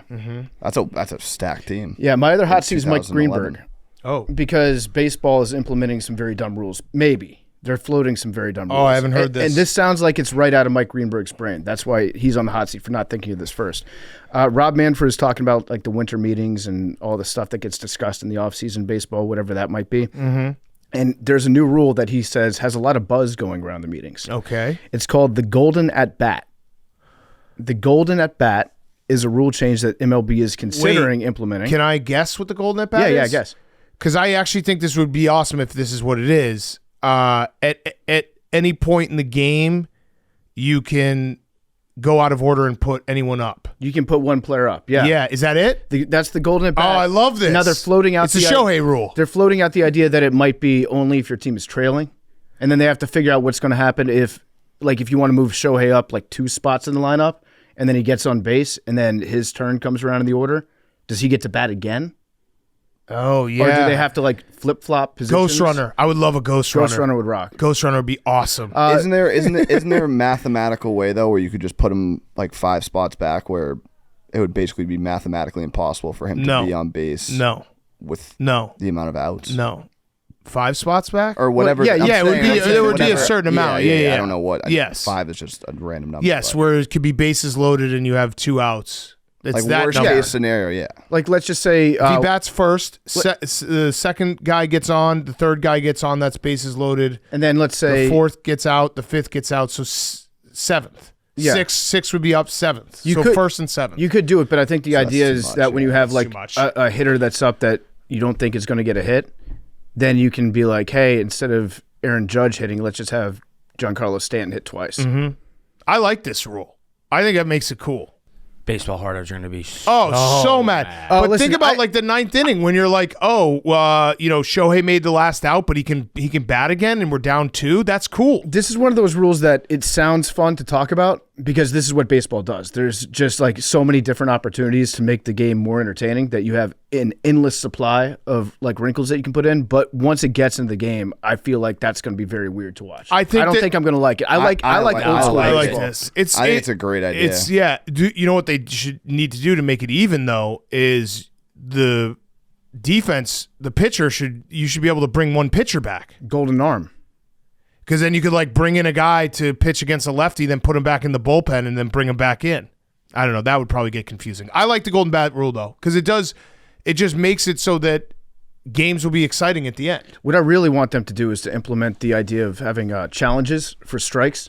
Yeah, but it's just done by the batter at the plate, and he has to say it immediately. Yeah, I mean they have that in minor leagues. Some minor league baseball teams. Yeah, where they have one challenge and they just immediately look at it. Yeah, I like this. I see. I Golden think at bat, but you start 0-1. No, I think it's just golden at bat. You just get to do your order over where you get to put your best guy up because it's just. I mean, numbers what not does mean anything to you guys anymore? Am I the only one that loves the numbers in baseball? No, numbers mean jack shit at this point. I mean, think about it. It's just if you get to the bottom of the 9th, and you can be like, our best guy's now going to bat. That's cool. The numbers that actual baseball fans care about now are the dumbest Like it's like if you talk to a true seam head, they're talking about like the random, WAR, OBGR. Like they're just the numbers that they're like the actual important numbers are like, who cares? Let's make baseball entertaining. I also think PFT they kind of. Like it's the point of no return. As soon as they did the pitch clock, which I'm in favor of, the pitch clock, the like rule that if you come in the game, you have to face a certain amount of batters, slightly bigger bases. Yeah, throws over to first. As soon as you do that, you've changed the game and how it's played. So it's like, why not? Okay, I could be on board with this, but what I really want to see is some nerds go back and do projections for like what Babe Ruth's numbers would have been if they had the golden at bat. Well, if you can only do it when you're down, an extra at bat a game. Yeah, if you only can do it when you're down, it's probably going to end up being like what 20 extra at bats. If it's a certain amount, because you probably wouldn't. I think you can't do it only when you're down. I think both teams got to be able to do it. Yeah, but it won't happen as often because think about it. It has to be if they did the rule where you're only down, it has to be it has to be. Every game you're down, so it's whatever, split that in half. And then it also has to be all the games that your guy wasn't going to come up anyway. Yeah. So it could maybe like 30, 40 at-bats extra. What they really need to do is just make red zone for baseball. Yeah. They should make it that if the player, if he's on base, he can come out, but the opposing team gets to pick the pinch runner. So they can pick the slowest, fattest guy. Yeah. Maybe there's just every team has to carry a 26 guy that's over 300 pounds. That would be awesome. Just like you get the golden at bat, but that like how awesome would it be like, oh, a golden at bat's coming up. Hopefully he gets a single so we can watch a fucking fatso run around the bases. I like that idea. Also, one of the infielders gets a knife. Yeah, I'm in for that. The cool throne today is going to be Instagram hockey. There's a guy that does Monday Night Hockey. I forget his name. Steve Valiquette. He works for the Rangers. Memes, maybe you can provide some insight as to this guy. So he went after Jack Hughes because in the game on Monday night, Jack Hughes had a breakaway, and then he did like a few too many moves on the breakaway and tried to score with one hand on a stick. Yeah. And Steve Valiquette went after him and was like, this is a clown show. You're trying to show up your opponent. You're trying to embarrass the other goalie. In my day, we would have had guys coming over the boards at you. This is Instagram hockey. This isn't real hockey.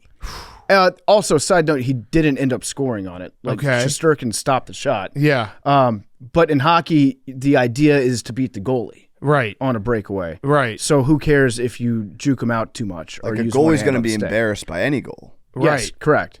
But I also, this goes back and to. this was a save. Yeah, it was a save. This goes back to how we love these type of guys being around sports. Oh, yeah. We need, Don Cherry needs a guy like this to step up and take the torch for him in the future who just hates fun stuff. Yeah, like it's Ian Rappaport crying about Mike Mularkey. Yeah, we need old guys that get pissed off over stupid shit because that actually makes sports more fun for those of us who aren't old who get pissed off. Prisco. Prisco. The all the people who were tweeting that like the flag, stuff during Rivalry Week was too far and someone's going to get hurt. Mm-hmm. I love those guys. Yeah. You need them. It was a big day for flags. It was a big day for flags. But like, it was one of those situations where I need someone on the other side to be like, this is actually really bad and dangerous. Yeah, because I don't want to have to invent a straw man in my head that I can argue against and be like, I can't believe there's some people out there that think this isn't fun. Right.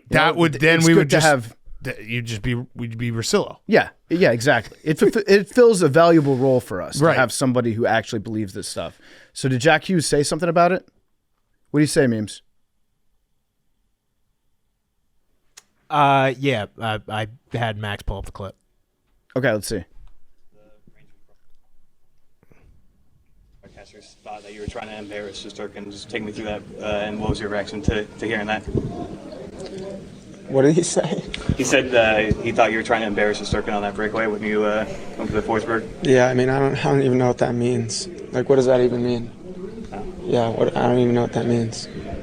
It's literally like Allen Iverson was trying to embarrass his defenders when he crossed them up. I like to imagine that Jack Hughes actually just didn't understand what those words meant. Well, I think he was being nice, but his real answer was probably like, yeah, no shit, I was trying to embarrass him. Like, yeah, that's my job. It's literally a shootout. Right. Like, I want to do the filthiest, nastiest, like, most embarrassing goal that you can score. And score, I'm a fucking goal scorer. And it's good for the sport. It is good for the sport. Also, this guy's good for the sport because we're talking about the sport. Absolutely. And hockey season hasn't even started yet. Yeah. It hasn't started. All right, my hot seat is beta males because the Bears did a press conference. They're looking for leader of men. Yeah, they're very clear about that. Leader of men. I think they've said the phrase leader of men too many times. And then way too many times. DJ Moore says, like, they asked him, what are you looking for in a head coach? He's like, well, Kevin Warren told me we're looking for a leader of men. Yeah. It seems like they're obsessed with the phrase leader of men. I'm staying cautiously optimistic, but I will say that the immediate press conference after with Kevin Warren and Ryan Poles did not give me a lot of confidence because it feels like Kevin Warren is now running the show. I feel bad for Ryan Poles because I honestly think there was a report that he wanted to fire Eberflus after the Patriots game. Yeah. Also, Jalen Johnson basically told Eberflus to fuck off in front of the whole team after the Lions game, and that was the moment where they're like, oh, we should maybe fire this guy. Yeah. But yeah, it looks like it might be a mess, and they're looking for leader of men. During the post-game speech, apparently Jalen Johnson was just like, the same fucking thing happens over. I've heard this speech 5 times in a row. Yeah. Shut the fuck up, Matt. And then Matt Eberflus just, in a very non-leader of men fashion, closed his mouth and just ended the speech after a couple seconds. There was also something that I read, Big Cat, where they did the press conference on that Friday morning. Yeah. And they started the meeting behind the scenes with Kevin Warren, Ryan Poles, and McCaskey, George McCaskey, yeah. So they started that meeting at 7 a.m. Mm-hmm. Matt Eberflus's press conference started at 9 a.m. Yeah, I can explain this. But the meeting of whether or not to fire Matt Eberflus wasn't concluded until like 10 a.m. Yeah. So that tells me that in this meeting that lasted 3 hours, there was somebody who was passionately trying to defend Matt Eberflus and not let him be fired. No, what I think happened was George McCaskey was like Michael Scott being like, explain this to me like I'm 5 that I have to pay this guy to not work. and they just had to go over that over and over and over. He was just looking at what the future bank statements were. Yeah, he was like, wait, so he's not going to coach anymore this year, but he's our head coach, and we have to pay him? And they're like, all right, let's go over this for the 75th time, George. Get a new head coach, but we're paying one. Yeah, already. we're paying one right now. How does this make sense? I feel like in a 3-hour meeting, somebody probably had a dissenting voice. No, they probably are just. I mean, it's bad. It's bad. And then they pulls like the clip, which was the Hard Knocks Saquon clip, where there was the one guy in the room being like, someone's gonna pick him up, and they're like, who's gonna want Saquon? He's like, anyone that wants a good running back. Yeah, you could tell he was fighting for it and was just getting overruled. And Ryan Poles deserves a lot of criticism for how this year's gone, but I do think that it's pretty clear that he is being held back and not being able to do what he wants to do. Because there also was a report that he wanted to fire Eberflus last year. And was told not to. So it's fun times. But leader of men, we're gonna get a leader of men. Someone who can lead some men. I like that. Also, really, I don't feel bad for Eberflus. He got paid to not work, and I'm sure he'll get a job somewhere else because that's how all coaches work out. But what a terrible 48 hours where essentially every single person called you a pussy. Yeah. They're like, we need a leader of men. We had was not a leader of men. We didn't have one of those guys. You can lead a man, maybe. It's but also, men. It's so funny that they're going out and they're like looking to hire somebody to lead them. Yeah. It's like, I want you to come into this office and show me how you would dominate me. Yeah. Yeah, exactly. Pay a lot of money for that. Yeah. Okay. My cool throne. My last question. Yeah.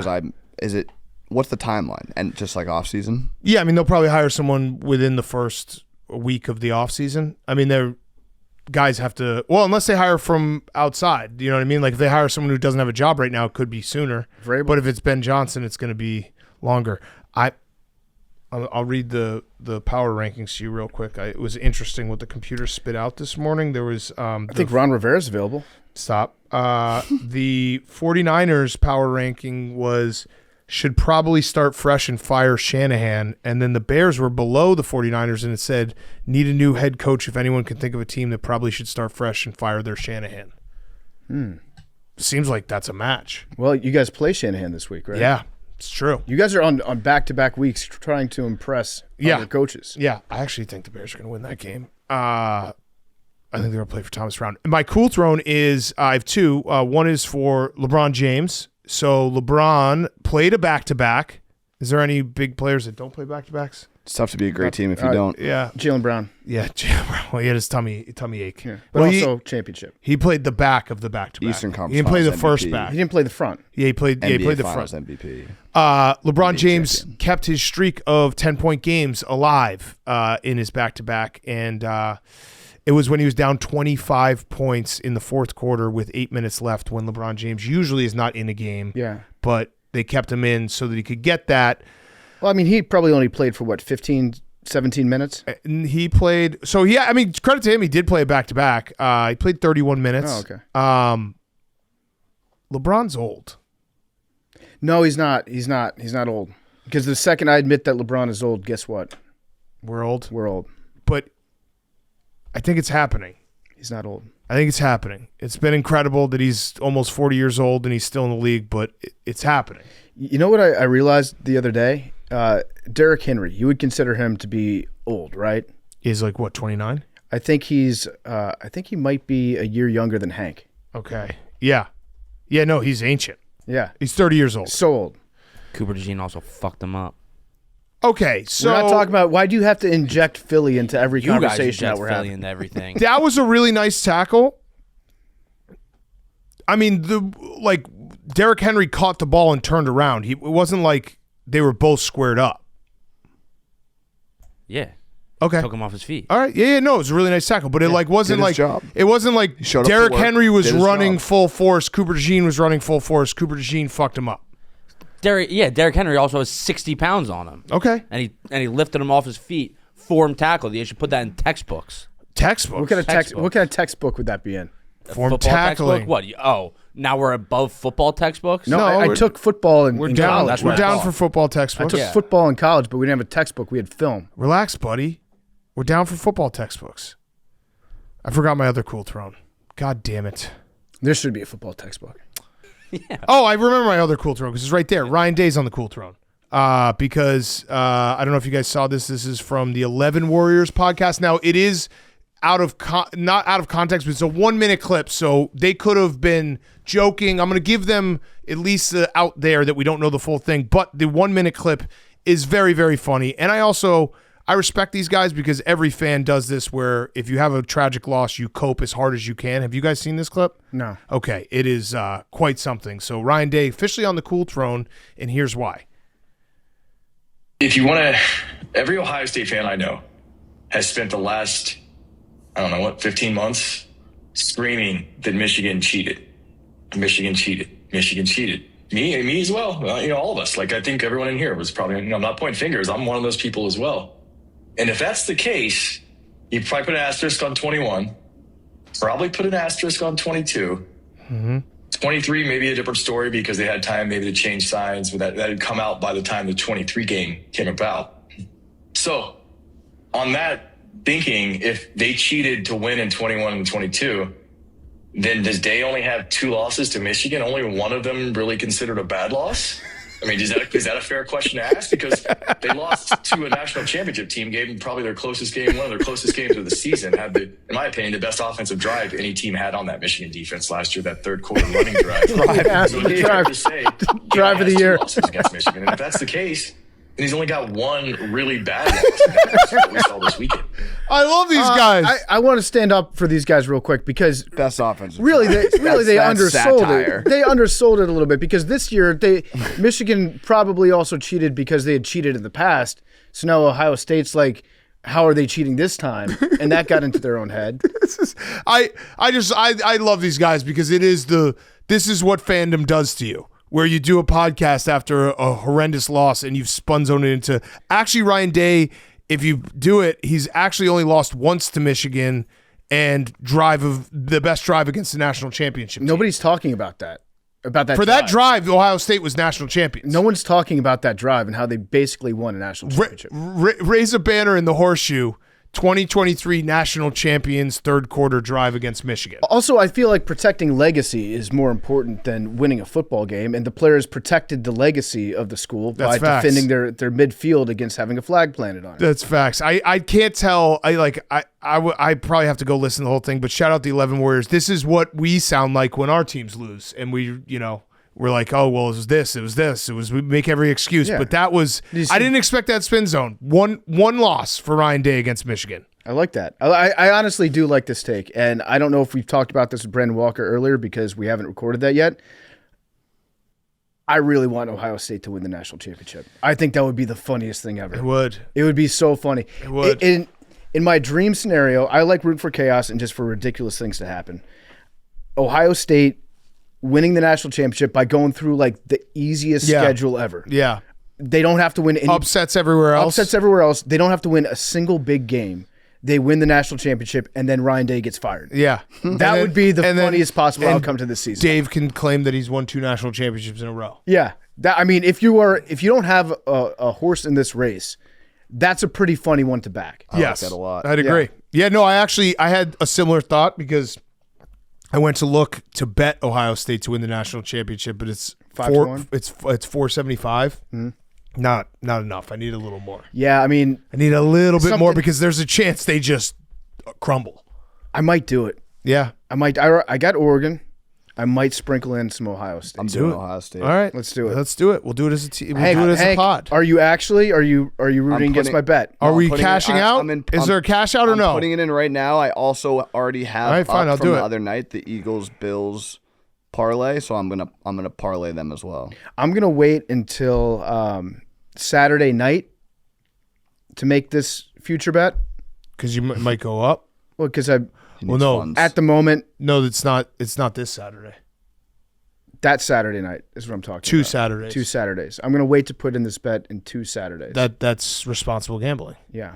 Yeah, it would be very funny. It would be very, very funny if Ohio State was able to do it and then they fired Ryan Day. Or it would actually be funnier if Ryan Day won the national title and then went and took the North Carolina job. Yeah. He's like, I don't want to do this anymore. You guys drive me nuts. What do you think would be a funnier outcome if Ryan Day goes through the easiest possible road, wins a national championship, and then he gets an extension afterwards? Yeah. That would be funnier? Yeah.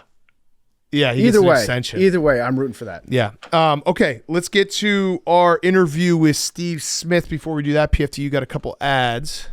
Before we get to Steve Smith, he's brought to you by Nutrafol. The holiday season is all about reconnecting, from festive gatherings with friends to special moments with family. Many of us love the opportunity to dress up. You want to look, you want to feel our best for the celebrations. But with cold weather and the stress of the season, your hair can take a hit. That's why now is the perfect time to start Nutrafol. Nutrafol is the #1 dermatologist-recommended hair growth supplement brand trusted by over 1 million people.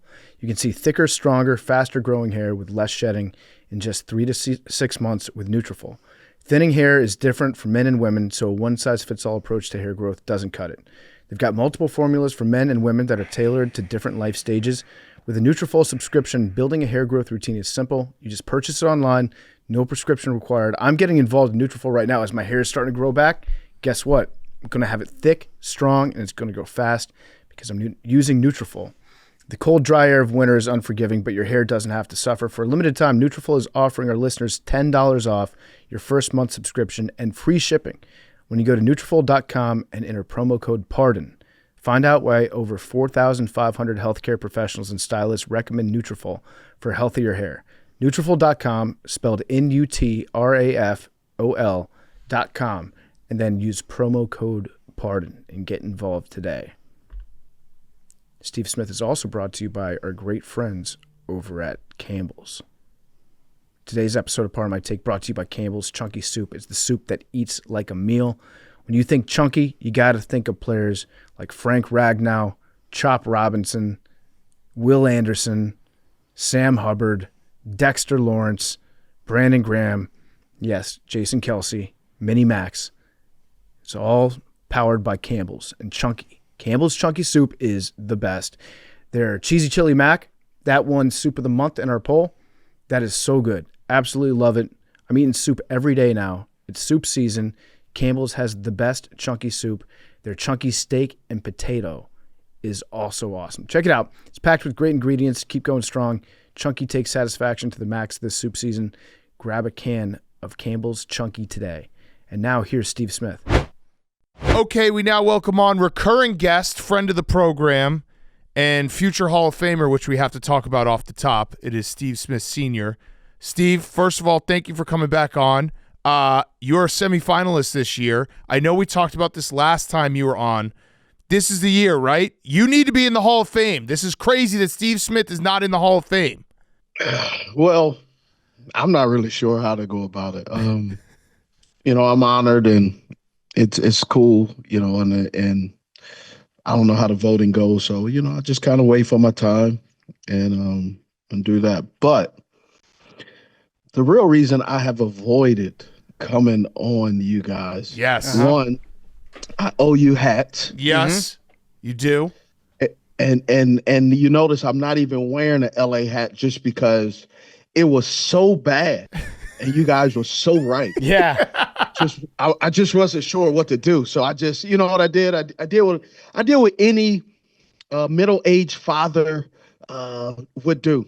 I put my head in the sand and hoped it went away. Yeah, that was a smart strategy. So for people who don't remember, last time Steve was on, it was last year. We made a bet. I think it was Panthers four and a half wins. It was a wager, not a bet. A wager. 4.5 wins, was it? I thought it was even higher than that. It might have been 5 or 6. Yeah. And they didn't even come close. It doesn't matter how high it was was real low. Yeah, it didn't happen. Yeah. So you owe us some Steve Smith signature flat brim hats, which we expect to receive. We'll send you our info, but you at least please. At least you acknowledge it off the top, because that was definitely on my list of things to talk about. You got to. Yeah. Yeah, you got to. When you owe people things, you have to be willing to follow through. And I planned on following through. But it was kind of like when you owe somebody some money, owe that bill, and they call, when they used to call you and say, hey, check's in the mail. So I was checks in the mail. I don't have your address, but checks in the mail. I feel like you ignored it for an appropriate amount of time, where it was just you were annoyed by the fact that not only did you lose the bet, but you lost it by, it wasn't even really close. No, never close. So then you were just like, I just don't want to have to admit that I was very wrong, but I will eventually, and I'll make it right. And I actually think, listen, Steve, this goes a long way towards the Hall of Fame case for you, being nice to journalists, the guys that are being in that room, writing your name down. Do you have a sappy story you can tell about a time like Peter King convinced you to keep playing football when you felt like quitting, and then he'll feel important and he'll write your name down for the Hall of Fame? Peter King is important no matter what it has to do with Steve. Peter's a dude, man. I like Peter. Peter does, in training camp, he doesn't get a lot of credit, but in training camp, he goes around a whole bunch of different teams and he talks. So a lot of stuff that you're seeing him kind of print up and do, it's been 7 or 8 months of accumulating data information. So Peter King is one of the good ones, man. It's a lot of good journalists out there. It just sometimes the way they write articles, sometimes it skews your perspective on the individual when you see them in person. Yeah. So what's an example? Where's the line where players are like, all right, this is bullshit? Because obviously they got a job to do, you got a job to do.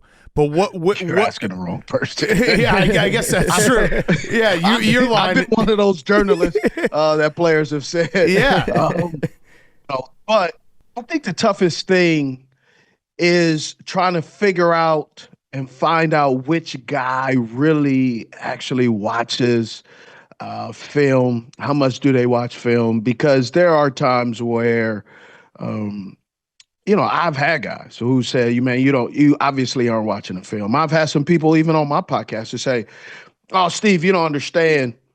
You don't watch the games because they're looking at it from their point of view. A great example is we were talking about Miami Dolphins and how they struggled in the cold weather, right? Haven't won. And a fan said at the bottom of my podcast, a comment was like, you don't watch the games. We lost those 3 games by 1 point. Bro, a L is a L. Yeah. Like it's not about like what you see. It's about the end result. And sometimes the end result gets you get distracted because of the way someone articulates it, that you disregard the actual content that they're talking about. Yeah. Mm-hmm. So let's talk about the Dolphins real quick, because we were talking about on our show. There was 2 things that stuck out. One was Mike McDaniel shivering on the sidelines. That was not a good look.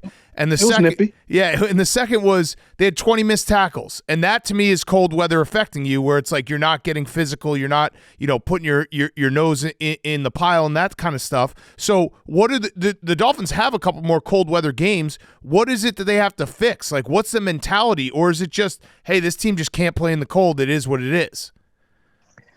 I think they can play in the cold. I just really think sometimes that people aren't looking at the teams that they're playing. Green Bay isn't a cakewalk. Yeah. Right? And just like last night when we watched the 49ers play the Buffalo Bills. The Buffalo Bills aren't a cakewalk. And also, too, the 49ers are injured. They're not extremely healthy. They're not firing on all cylinders. So to blame everything on the cold weather, to say the cold weather has these guys not playing, man, missed tackles happen in the heat. True. Right? It doesn't necessarily matter. What happens is when the elements are what they are and the outcome, then all of a sudden the overreaction and the reasoning behind it is always front and center, where sometimes it's just we don't want to really give credit to the people who get paid, who maybe had a better and executed a better game plan. Yeah. Than opposing team. Yeah, it's easier for us. We like to just say it's their candy ass uniforms. As soon as you put them under 40 degrees, it's as simple as that. It has nothing to do with the X's and O's. The Aqua doesn't play in the snow. Yeah, they put on. I mean, you kind of South Beach uniforms. Yeah, I mean the Panthers have some candy ass uniforms every now and then where they, where it's like the blue. I'm just saying. Did you feel it? Did you feel it in the cold? You're like, I know you did. You did rip up the Bears, but I mean, when you wear the black uniforms, those travel. You can play in cold weather in the black, but in the blues, you don't want to see that in an ice game. Yeah. I mean, teachers, though. I think you know that we're right. Yeah. Yeah, we watched the film. You know that unfortunately your life has been about football, and sometimes dumb people like us can boil it down to just candy ass uniforms, and that hurts. I don't like that color. Yeah. You don't have to like the color. candy. I disagree. And then I don't think you guys are dumb. I just think you have your perspective that you're willing to die on the hill about. I mean, candy makes sense. If I handed you a lollipop that was orange and teal, and I handed you a lollipop that was green and yellow, like you would be like, I want the orange and teal. That looks yummy. First of all, two grown men handing each other lollipops is that's a problem. So yeah, that's probably a problem. I'm not necessarily sure why you're handing me lollipops and I'm taking it, but I think we can normalize giving candy to your friends as adults. I think that's we're fine. gonna. You know what? We're gonna do that as soon as you give us our hats. Next time we see you. When's the last time y'all two? Yeah. Just pop. What just say you popped?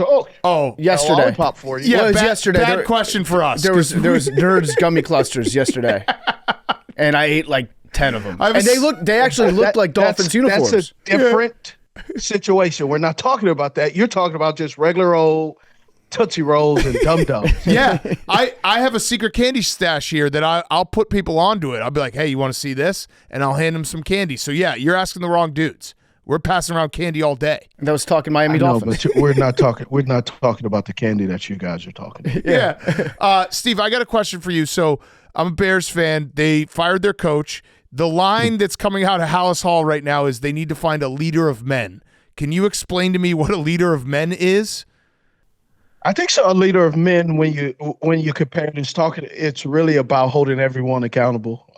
Not based on your draft status, not based on what this individual means to the franchise, that everybody is treated the same. However, there are certain people with veterans where they have different opportunities and different things to do. I think it was a lot of mixed messages going on, a lot of things that probably did not live up to the expectation based on the talent of that team. And so that's what the leader of men is, that not shilly-shally and someone sticking to what they believe and kind of making sure that they hold the rest of the team accountable to that as well. Yeah. Yeah. Who's the best leader of men that you've played for?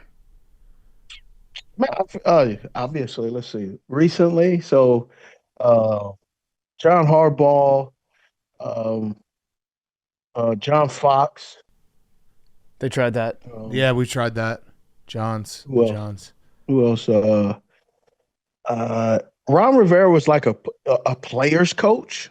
And I wouldn't say he's not a leader of men, but I think players coaches sometimes get a pass where they make themselves more about the players, and he's a leader of men too. Yeah, I don't even want to go there. When you have a coach though, and like it obviously was the Bears, like the coach Eberflus kind of had lost the locker room. Can you feel that shift in a locker room where it's like, this definitely. And is there any coming back can feel from the it? Shift. Yeah, is there any coming back from it, or is it like once it happens, it's kind of over? The only thing you could do is win games to come back from it. Yeah. But the way they were losing games, how they were losing games, it got worse. It wasn't improving.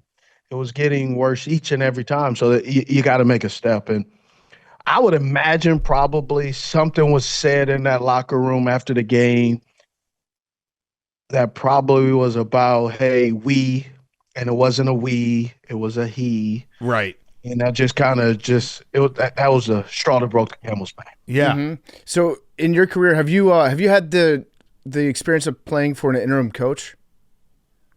No, I have not.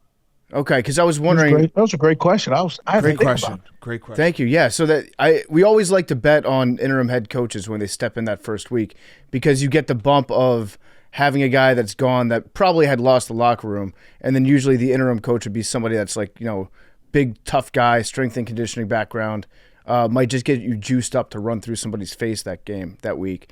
But yeah, I guess if you haven't been through it, that's probably a good thing, because you never had a coach that was fired in season for you. No, I haven't. I've just had a coach get fired right after the team meeting and was talking to us. It was George Seifert, as if he was going to be coaching us next year. Yeah, that's weird. That was really weird. Yeah, that was extremely weird. It's like, hey, make sure you do this. I'm like, this dude about to get fired. What is he talking about? The other thing that happens a lot during losing streaks is the players-only meetings. And we're big fans of players-only meetings, but sometimes you might have too many players-only meetings. At what point in the season do you decide, hey, it's time to have a players-only meeting? And then what gets discussed during those meetings? Since you two aren't a player, I can't discuss it with you. I'm a player shit. only meeting. Madden. Right. Yeah, too many is too many. When you two is too many. Yeah. The first one you got to do it. After that, if it's not getting done, then you just have to have little conversations on the side. Yeah. So yeah. I want to talk about your Panthers. Bryce Young. Okay. Incredible what he's looked like since he came back from that benching. You ain't lying. What happened in those 3 weeks? Like what I want to study those 3 weeks because it looks like a completely different guy. Obviously, he's still got a lot of work to do, but the confidence and like how he's seeing the field is night and day versus what we saw last year, all of last year and the beginning of this year.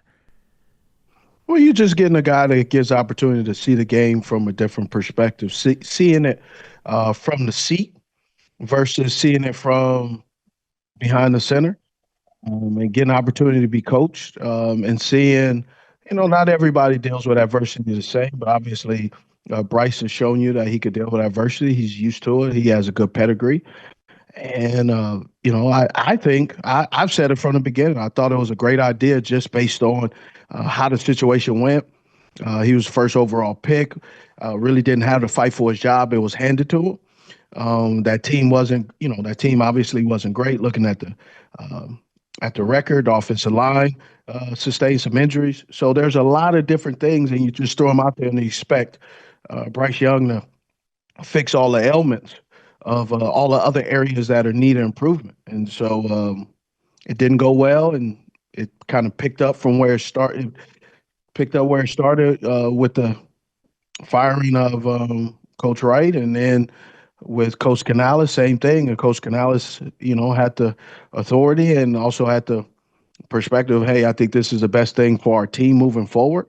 And it looks like that was the right move. Yeah, it's been fun to watch him. I think a lot of people wrote him off, maybe us included at some points. But it's fun y'all to. did. No, we definitely did. Yeah, we did. Yeah, we watched a lot of the bad games, but it's been cool to see him come back and play well. So what is Dave Canales doing that is helping Bryce out specifically?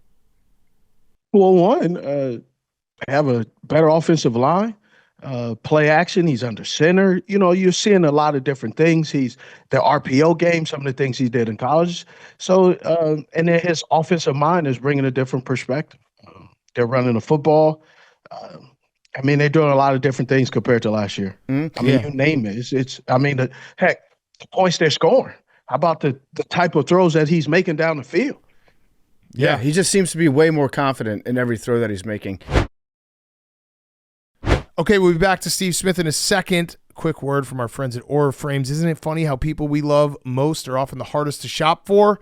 Luckily, there's one gift that everyone on your list is sure to enjoy, an Aura digital picture frame. We actually got one from Jake and Billy a few years ago. I have it in my house. Listen, if you have kids, you got to look at, you got pictures of your kids. Great gift for parents. My parents have these all over the place. Yes, I love to go down memory lane with, when my kids were a little younger, and it is the best gift out there. If you can't think of something to get someone, get the Aura Frame. Named #1 by Wirecutter, Aura Frames makes it incredibly easy to share unlimited photos and videos directly from your phone to the frame. When you give an Aura Frame as a gift, you can personalize and preload it with thoughtful messages and photos using the Aura app, making it an ideal present for long-distance loved ones. It's a gift so special to use it every day. Save on the perfect gift by visiting auraframes.com to get $35 off Aura's best-selling Carver matte frames by using promo code PMT at checkout. That's Aura Frames, AURA frames.com, code PMT. This deal is exclusive to listeners, so get yours now in time for the holidays. Terms and conditions apply. All right, back to Steve Smith. It was a great game on Sunday. I want to give you the opportunity to say something nice about Baker Mayfield. Oh, we lost him? Is he frozen? No, I'm not frozen. Not frozen? He's a dog. Is he a dog? He's a dog. Ooh.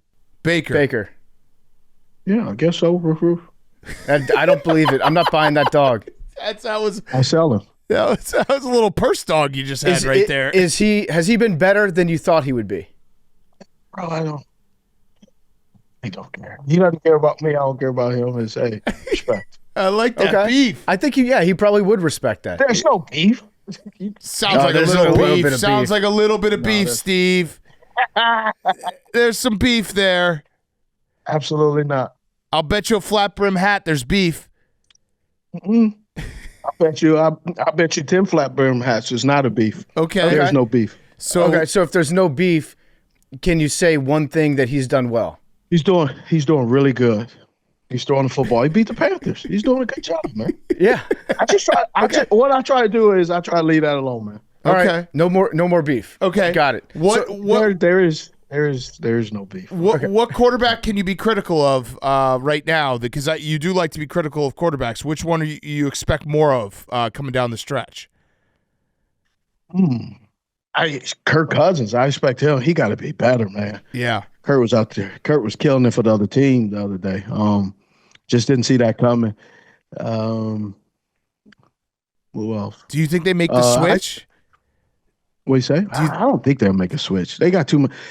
I don't know if Michael Penix is ready to make that switch. I also think the offensive line is for the Atlanta Falcons. It's not great, but Kurt is moving around in the pocket a lot more than he should be. That's not his specialty. But he just got to play better. 4 picks. So that's uncharacteristic of Kurt. Yeah. Yeah. What about the defensive side of the ball? Is there a cornerback that you've seen recently? Maybe a new guy on the scene that you're like, that guy can play. That dude would be very tough to go up against. I mean, those 5th-round picks from the Los Angeles Chargers, man, those dudes is out there playing well. I'm pretty impressed with them. There's the defense a little bit this year has been kind of hit or miss, right? You've seen guys play well, and then you've seen guys disappear. Guys are playing a lot of zone coverage, like the Philadelphia Eagles. Their draft picks are balling. I mean, there's a lot of guys that aren't first-round draft picks that are really contributing to their teams in ways that people were not expecting it. Yeah. Mm-hmm.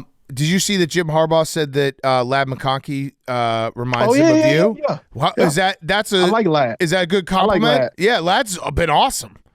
Man, Ladd's a dog. I like Ladd. I did a breakdown on Ladd. I liked him at Georgia. I was very consistent. I mean, I take that as a compliment. I'm not worried about falling into the he's this, he's that, or who reminds me. Man, if coach says that Ladd can play, then I agree. Ladd can play. Yeah. When I look at Ladd, and then and I look at myself, I was like, man, is this Ladd or Steve or Ladd? I mean, so that's that's how I feel. All right, so I have another receiver I wanted to ask you about. One of our favorite. Wait. Does that mean that you're rooting for Ladd to do well because that way, the comparison to Steve Smith is good? Or are you rooting for Ladd to not be as good because then you can be like, there's only one Steve Smith?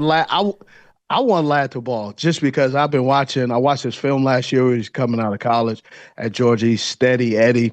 He's consistent. What you see is what you get. This has nothing to do with me. This has to do with, man, the dude could just ball. Yeah. Flat out. All right, so the other receiver I wanted to ask you about, one of our personal favorites, George Pickens. Okay. What? Yeah. What are your thoughts on George Pickens? Because he plays with an edge that is sometimes goes over the line.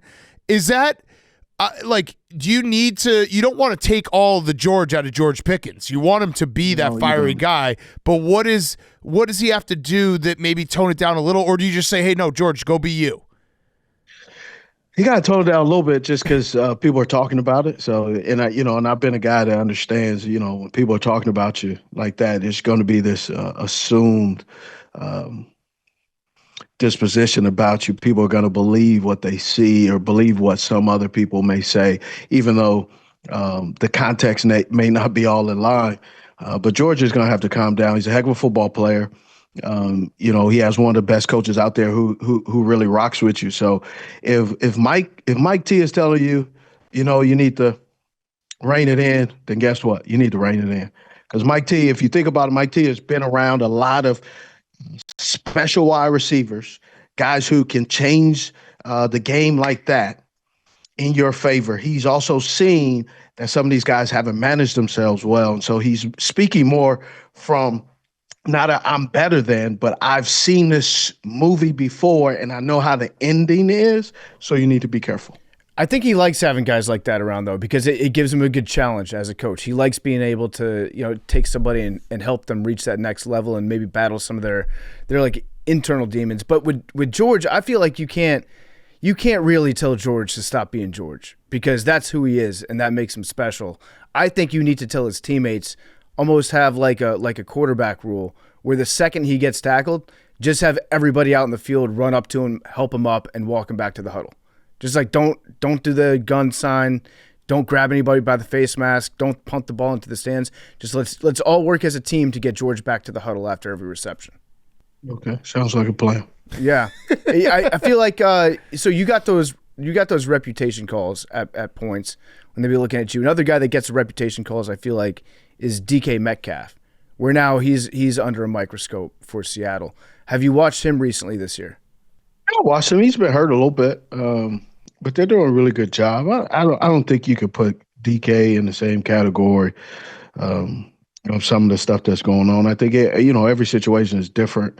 To lump all these guys together and say they're troublemakers, man, I don't think that's fair. No, I don't think DK is a troublemaker at all. I love the way that DK plays the game. I'm just saying that I feel like the refs, after there's enough times where you get a penalty against you, I feel like the refs, they start to zero in on you and you get reputation calls that maybe you don't earn. And I think that that's what's happened sometimes with DK. Okay, I'll go with that. Yeah. All right, Steve. So it's December. It's winning football time. If you had to pick your Super Bowl right this second, give you a second chance. I don't know what your Super Bowl was before the season, but it wasn't. I didn't pick anything. You didn't pick anything. All right. So this is your first chance. You get a good chance here. Who would you say in December is going to be in the Super Bowl? Let's go with. I'll give you two. How about, can I give you two? Yeah, you can give us as many as you want. All right. Let's go with Detroit, Kansas City. Okay. Or Philly and Buffalo. I like that. Those are both good picks. Yeah. With Kansas City, they are playing with fire. They've had like a bunch of really, really close victories where it seems like they're going to lose, and then somehow they manage to pull it off. Do you think that's more of like a weakness in Kansas City, or has it become almost to the point where it's a strength where they know how to win these close games? Man, people are always looking at, especially the way Kansas City is winning, they're looking to really kind of be critical of them. I mean, there's ugly wins and there's pretty wins, but the thing you want to just really focus on the wins. They've sustained a lot of injuries. And it's really hard to say that, hey, next man up when Pacheco is not a guy that his backup is not the next Pacheco. So it's hard to really replace him, right? Rashee Rice, what he's been able to do, Hollywood, like all these guys had a role, and that offense and defense was constructed based on those individuals' roles. And then now those guys are gone. And so the next guy that's filling in, he won't be better. If he was better, he would have been starting. So that's why they went and got D-Hop, because he's more of a guy that can freelance a little bit. That's what he does. And then with Patrick. So I don't really think at them winning by less is anything. I think sometimes they maybe play down to their opponent. But, I mean, they're still they've only lost one game. So I don't really understand it's just more of the hate more than anything because they've been so successful and trying to get that three-peat. Yeah. Mm-hmm. We had our good friend Fred Smoot stop by the office last week, and he's an all-time shit talker. You're an all-time shit talker. Did you ever line up against him, and how did that shit talking go? Yeah, me and Fred, we had some pretty fun times. It's just now we chilling. Two old men now. Yeah, but I would imagine that's fireworks when you. I mean, I feel like that's it has been a match for both of you. Like if you're like who could match up against Fred Smoot in the shit talking department? It's Steve Smith and vice versa. Yeah, Fred is fun. He still talks some good stuff though. Yeah. Was there any cornerback that would get in your head that would know to piss you off? Brandon Browner got in my head a little bit. Sherm got in my head. I got in Sherm's head.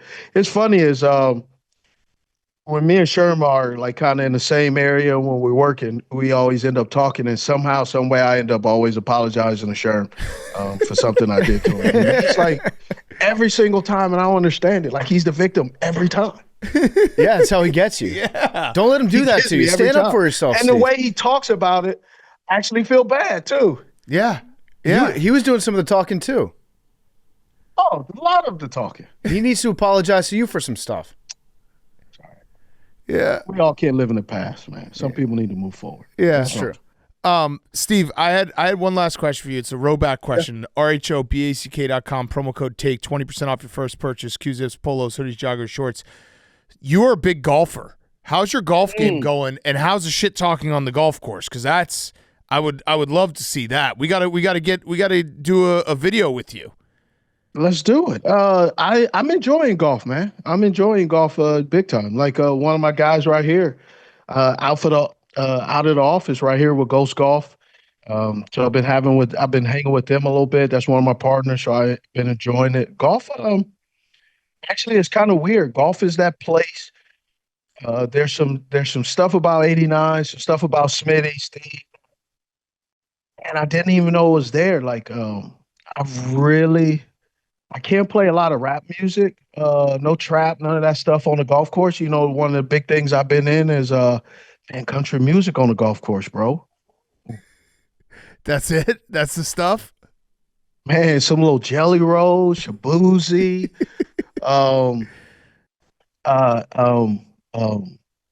Morgan Wallen. Like, I've been rolling on it. It's been kind of dope. Yeah, some nice chill stuff. What's your handicap? It's about a 15. The last couple of weeks I've been working.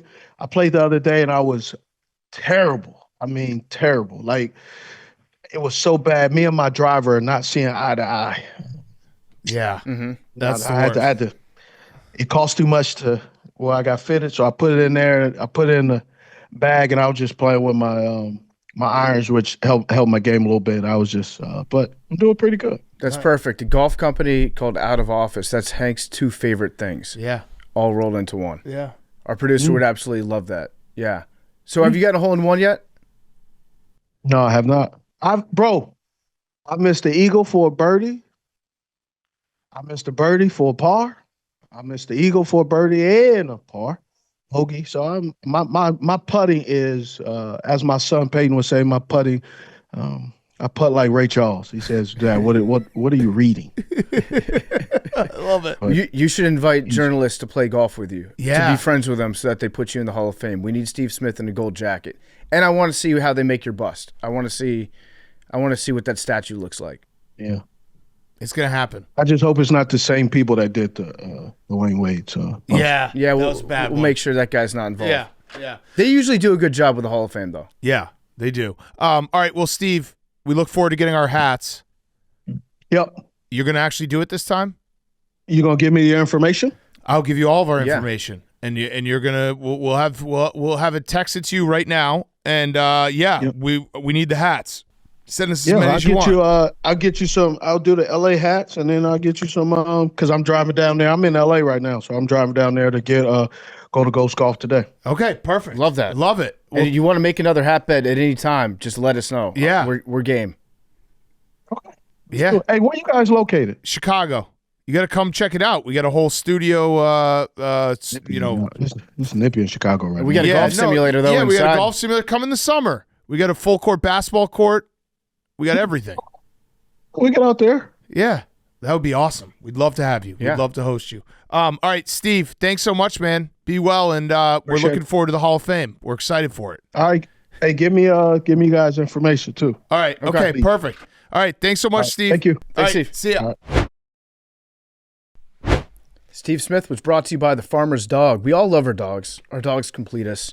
I love Blake. Big Cat loves Stella. We love our dogs.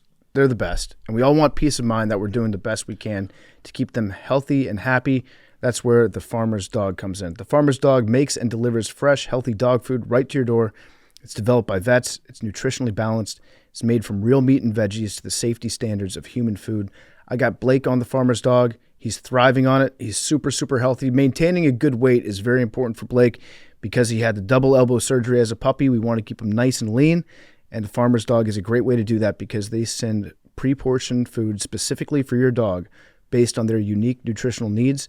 The Farmer's Dog isn't just fresh, higher quality food. They also make it easy for your dog to maintain their ideal weight. It's one of the biggest indicators of a full healthy life. Dogs at a healthy weight can live up to 2.5 years longer than overweight dogs. We love our dogs. They do complete us. And you can get 50% off your first box of fresh, healthy food at thefarmersdog.com/PMT. Plus, you get free shipping. It shows up like clockwork. I never have to worry about going to the store. I never have to worry about Blake running out of food. Yesterday, I got home. There was a full package of the Farmer's Dog. Just take it out of the box, pop it in the freezer, and then day before you serve them their meal, put it in the fridge. Let it defrost. It's super easy. Just go to thefarmersdog.com/PMT. Get 50% off. That's thefarmersdog.com/PMT. Okay, pardon your take, Henri. Give it to us. Let's play guess that age. Okay. With this question. All right. NFL kickers should have to finish a 12-pack of beer between the beginning of the game and their first field goal attempt or extra point in the fourth quarter. 19. How old is Malasek? 25, 26. Wait, NFL kickers should have to finish a 12-pack. Actually, I'm going to guess like 46. How old is Sebastian Janikowski?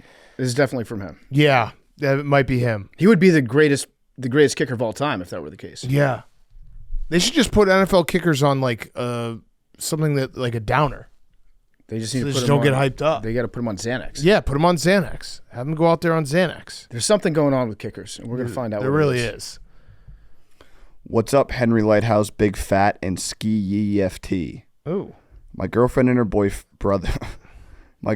brother are massive Ravens fans, and her brother recently said if Lamar wins the Super Bowl this year, he'll begin to unseat Mahomes as the best QB in the league. Is this crazy glazing, or is there some merit to this? Absolutely some merit. Okay. Interesting that you would How many chime in there. MVPs? Lamar has 2. I think And a Super Mahomes Bowl? has 2. Does Lamar have 2 or does he have? Lamar has we've 2. made this abundantly clear that MVPs don't matter on this show. With Mahomes' individual numbers combined- falling no, off this combined with year, playoff combined with success. Super Bowls. with Mahomes' individual numbers falling off this year, is there any chance people begin to declare Lamar as best QB, or is that too far-fetched? I think this happens a lot with quarterbacks that are considered to be the greatest of all time. There will be doubters and haters along the way that predict their demise before it actually happens, and then the great ones bounce back against them. Yeah, So what have you done for me lately? Mahomes has 2 MVPs. They won a Super Bowl last year. 3 Super Bowl MVPs, 3 Super Bowls. I think that's pretty tough to say one Super Bowl would but now the numbers have unseat fallen. Mahomes. I got a question for you, Big Cat. Hank just said it's a "What have you done for me lately?" league in regards to Patrick Mahomes. Yeah, he's back to back. This is. I'm He won saying two Super Bowls in a row. that's it. This conversation like in March. 11 No, and 1. listen. Mahomes is going to go. He's going to be Brady. Like he's going to win multiple. Like probably a couple more. If you're Lamar, if you're Josh, or if you're Joe Burrow, your hope is that you are Roethlisberger, Breeze, or Manning. Yeah. Like that's. I'm just being honest with you. Like Lamar's not going to win 5 Super Bowls. But if you can win 1 or 2, then he's going to go down in the Hall of Fame. I mean, he's already a Hall of Famer, but he's going to go down as one of the greats. But Mahomes is so far ahead. The good news is there is time to rewrite the narrative. Yeah.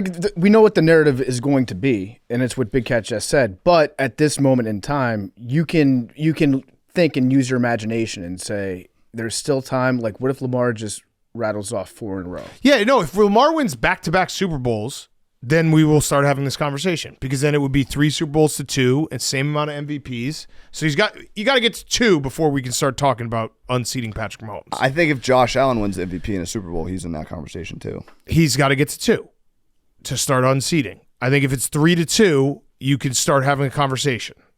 But 3 to 1 is not. You can't have that conversation. Michigan, What about Russ? Russ wins the Super Bowl this year. Win his second. Yeah. And he's back. He's got to be in the conversation. That's you true. think of I agree. 2000s quarterbacks. You think of Mahomes, Brady, Russell Wilson, That's Stafford. Eli. Stafford wins his second. I lose a piece of my pinky. Michigan fan here. I'm buzzing from Saturday. Last 3 years have been nothing short of amazing with all the massive wins and championships. Something about watching Ohio State and Ryan Day shit down their pants was maybe even more satisfying than any of it. I don't know why that is. I can't explain it, but we were just so bad this year. Didn't matter at all. Then the meltdown they had after the game with the flag, it was like good porn. The game had me damn near having to cross my legs hiding a chubby, even though the football was so awful. Yeah. Am I way off base for feeling No. like this? I know No. Hank would say I'm crazy, but I don't know what it is, man. That one hit like crack. All right. So he I'll just say explained this. a rivalry. And No, hate can't exist. You explain winning it like I understand that feeling. Like that's, the Patriots beat the Seahawks. Patriots win 28-3. Like the buzzing feeling you have after winning a good game literally lasts you for months, maybe even years. Like the Celtics winning the championship. Like so I get the riding that high. I do. For Michigan fans, and I understand the rivalry and that Ohio State fans should be devastated, but I was more surprised at the lack of like, let's keep fighting because their season's not over. But I hear the point of them being like, well, it doesn't matter. That's what I feel like if I was Ohio State, I would be crushed, but also like, let's win a national championship. Yeah, I think the part you're missing is it's but basically the Michigan part I get. It's been 4 years of Ryan Day being like, we have to beat Michigan. Like, we have to beat Michigan. And then they spent all this money and they couldn't beat a dog shit Michigan team. Yeah, I mean, you find a lot of joy in winning things and being a personal champion. You find almost as much joy in watching your biggest rivals just piss down their leg and fuck up. Like, being a hater is very, very fun. But what adds to that is if your biggest rivals can absolutely shit the bed while you're still buzzing in the afterglow of a championship yourself. And it's that's a speedball. When you play once a year and you've been playing for 100 years, you win that game, you get to talk shit for literally 365 days. And they have the counter, like it's been this many days since Ohio State's beat Michigan. It's brutal. Well, 2 of those were wins because Michigan cheated. Yeah, that's true. And that quarter. And I guess the difference too between like the Celtics or some of the other championships that were, easy wins essentially or like never in doubt. Winning games you're supposed to lose or like you're big 20-point underdogs or you're down a lot. And then that next week of like searching the opposite fan base's cope is the best. The best. Also, Ohio State, this year against Michigan, they're 1-0 and having better players. Mm-hmm. And spending more money. Yep. It's also great. And again, like I'm not completely oblivious to the rivalry thing. It is great. Like Michigan fans can like they lose Ohio State. They're watching the playoff games with pure hatred. Now they can like watch the games and like laugh. Mm-hmm. They can be like, oh, this is going to be funny. Even if they win, this is still funny. Yeah. Our good friend Tom Fornelli suggests that maybe Hank should go to the Big Ten championship game and root against his hated rival, the Oregon Ducks. Hank has 2 favorite teams in college football. It's the Washington Huskies and whoever's playing the Ducks. Nope. Yeah. I got a new one. And whoever's playing Wazoo. No, there's a new one. What? Nebraska. That's your new favorite team? It's second to Washington, but Dana signed a contract extension. Yeah. That's my best friend. But that is your best those friend. are 2 Big Ten teams. I know. Belichick and Dana, like it's those are 2 heavy hitters. Yeah. But yeah, rivalries in college football mean more than in pro sports. They just do. It's what like it's just why the sport is so much fun is because the hatred is so deep and like it's all that matters. Mm-hmm. All right, was that it? Mm-hmm. Okay. That guy, by the way, is complete. Everything he says is completely right. If I were a Michigan fan, I'd just be watching. I mean, I saw a hype video where they had the Michigan team going into the shoe, and it was a song. It was a song from Sicario, and it was one of the coolest hype videos I've ever seen. And I'm not a Michigan fan. I would say that I don't like Ohio State more than I don't like Michigan, but I don't like either. And I watched that and being like, holy fuck. I would like to see more. I don't know if it. That was from Richard, Richard, not down bad right now. Okay. I think the only thing I would like to see more of, I would like to see more Ohio State bar reactions. I feel like there wasn't a lot of those. They were all like those are always good. Yeah. Yeah. Crushed. But there wasn't really. I guess there wasn't a moment where they get slow death. Mm-hmm. Because those, like, thinking about the Seahawks like that, those are the greatest videos of all time. Yeah. Yeah, you have to have a big swinging moment where they thought they're going to win. Even like the Yankees, like Billy's. The Ohio State had the ball for 2 minutes in the fourth quarter. It's crazy. This is nuts. All right. Good show, boys. Numbers 3. 52-11. Memes, I'm going to give you 99 Pug. 58. 44. 85. 21.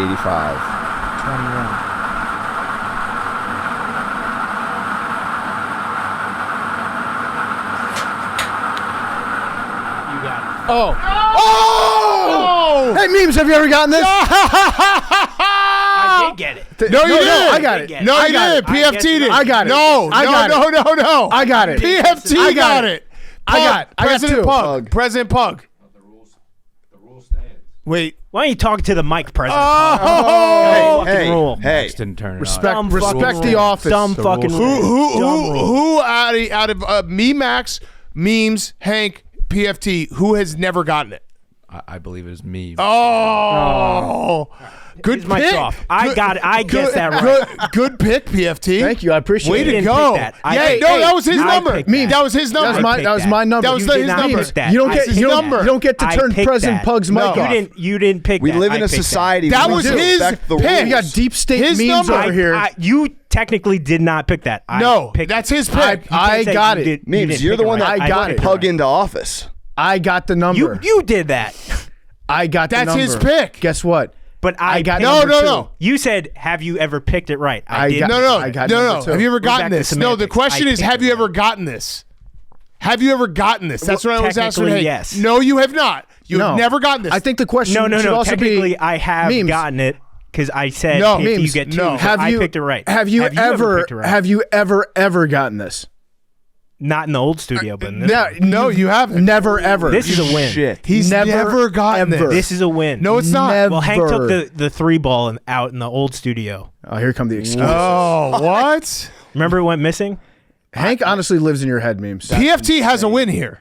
No. He has. He has gotten the number. You are love the that. only one who has not gotten the number. I'm now rooting so hard for Shane and Jack. Oh my God. Oh, Shane's gotten it.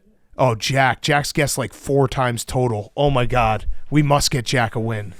Oh my God. I mean, that's way longer than my streak. Memes, you were so close. Yeah, you have the longest streak by far. No way. 4 years. Someone's got to crunch the data. Hank's streak was long, but I think you went to the old studio to this But studio. I just guessed it right. No, you didn't. I got it. Memes. What was your number? I guessed No. What was your number?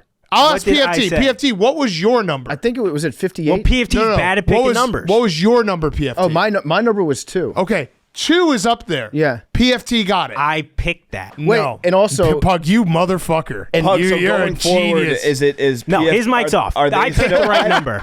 His mic's Respect the off. president. Secret Service, please turn the mic back Hank's on. mic is off. I picked the right number. Memes is drunk with Bauer right now. So, but the thing is, Memes, in picking my number, you knew that he would not want me to get it before him, right? So he was trying to pick a number that he didn't think would hit, and he's even bad at that. Is PFT still picking Memes' number, Pug, and vice versa? This is I would say Memes. yes.